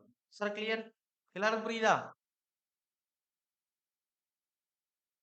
ஓகே. Okay sir. இதோட நான் ஸ்டாப் பண்றேன். அடுத்த கிளாஸ்ல வந்து உங்களுக்கு ப்ரொவிஷன்ஸ் பத்தி தான் சொல்லணும். ஒரு 1/2 மணி நேரம் தேவைப்படும். ஐ திங்க் வந்து முடிஞ்சிரும்னு நினைக்கிறேன். அடுத்த ஒரு செஷன் நாளைக்கு மார்னிங் உடைய உங்களுக்கு டோட்டல் ஃபுல்லாவே டிசைன் பேப்பர் முடிஞ்சிரும். ஏஐக்கும் ஜேடிஓக்கும் டோட்டலா முடிஞ்சிரும். ஏஐக்கு ஒரு சில விஷயங்கள் எஸ்ஓஎம்ல ஒரு 4 டாபிக் இருக்கு. அனாலிசிஸ்ல ஒரு 3 டாபிக் இருக்கு. அப்புறம் ப்ரீசஸ் கான்கிரீட் வந்து பிஎஸ்சி இருக்கு. அதுதான் இருக்கும் இதில். மத்தபடி இல்ல. அப்புறம் ஸ்டீல்ல பிளாஸ்டிக் தியரி இருக்கு. அவ்வளவுதான். அப்ப டோட்டலா வந்து உங்களுக்கு வந்து நாளைக்கு மார்னிங்கோட முடிஞ்சிடும். Lintel design, sunset design, Rithvik design, அதுக்கடுத்து வந்து உங்களுக்கு இது லிக்விட் ஸ்ட்ரக்சர் எல்லாம் முடிஞ்சிடும். ஏன்னா அதெல்லாம் ரொம்ப கம்மி. நான் ஆரம்பத்திலே சொல்லியிருக்கேன். எக்ஸாம் பாயிண்ட் ஆஃப் வியூல எது கேட்கறானோ 2, 3 தான் கேட்கறான். அது தவிர்த்து எக்ஸ்ட்ரா ஒரு சில பாயிண்ட் கொடுக்க முடியும்னா குடுக்கலாம். அதுக்குன்னு ஒரு புக் அளவுக்கு எழுதிட்டு இருந்தோம்னா வேஸ்ட் ஆஃப் டைம். அதனால வந்து நான் எந்த அளவுக்கு எக்ஸாம் இதுல கேட்பானோ, அத தவிர்த்து கூடுதலா தான் நோட்ஸும் குடுக்க போறேன். அதுவே உங்களுக்கு ஏன்னா, அது ரொம்ப கம்மியா வர்ற மாரி ஃபீல் ஆகும் உங்களுக்கு. இப்ப லிண்டலு, சன்ஷேடு ஏன் இந்த ஸ்டேர் கேஸ்லயே சிஎம்சிபில இருக்கக்கூடியத நான் இங்க எழுதல அப்டின்னா, 3 ஸ்டெப்ல முடிஞ்சு போயிரும். ஃபார்முலா. டிசைன் ஃபார்முலாவே. மத்ததெல்லாம் எல்லாத்துக்கும் வர்ற மாரி தான் வரும். அதனால தான் நான் சிஎம்சிபில இருக்கக்கூடிய ப்ரொவிஷன்ஸ இங்க கொண்டாந்து குடுத்து, அதுல டெக்னிக்கல் டைமையும் குடுத்து, அங்கேயும் இது நடத்தி தானே ஆகணும்.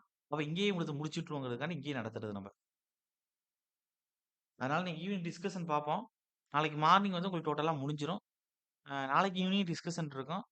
அப்ப நாளைக்கு வெள்ளிக்கிழமை மார்னிங் வந்து புது சப்ஜெக்ட் ஆரம்பிக்கிற மாரி இருக்கும். கிளியர்? ஓகே. அதனால வந்து நான் வந்து இந்த இந்த மாசத்துல டார்கெட் பண்ணியிருக்கேன். பார்ப்போம். ஜேடிஓக்கு 6 யூனிட் முடிக்கிற மாரி, அந்த போன மாசத்தோட முடிச்ச 3 யூனிட்டையும் சேர்த்து. இது இப்ப ஃபர்ஸ்ட் வீக்ல முடிக்கக்கூடிய 3 யூனிட்டையும் சேர்த்து தான் சொல்றேன்ப்பா. ஏஐக்கு 5 யூனிட். ஏஐய பொறுத்தவரை கவலை இருக்குல்ல உங்களுக்கு. உங்களுக்கு டோட்டலா 10 யூனிட் படிச்சாவே போதும். அவ்வளோதான் எனஃப். ஆனா நீங்க வந்து நான் சொல்லியிருக்கேன் 12 யூனிட் படிக்கணும். அப்ப இந்த மாசத்தோட உங்களுக்கு வந்து 50% முடிச்சிரும். ஏஐக்கு 50% முடிச்சிரும். 2 பேருக்கும் ஈக்குவலா வரும்.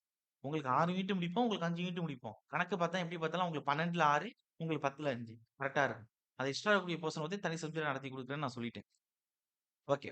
இன்னைக்கு நடத்துனதுல டவுட் இருந்துச்சுன்னா இருங்க. மத்தவங்க கிளம்பலாம் சார். டவுட் இருக்கா யாருக்கும்? ஓகே.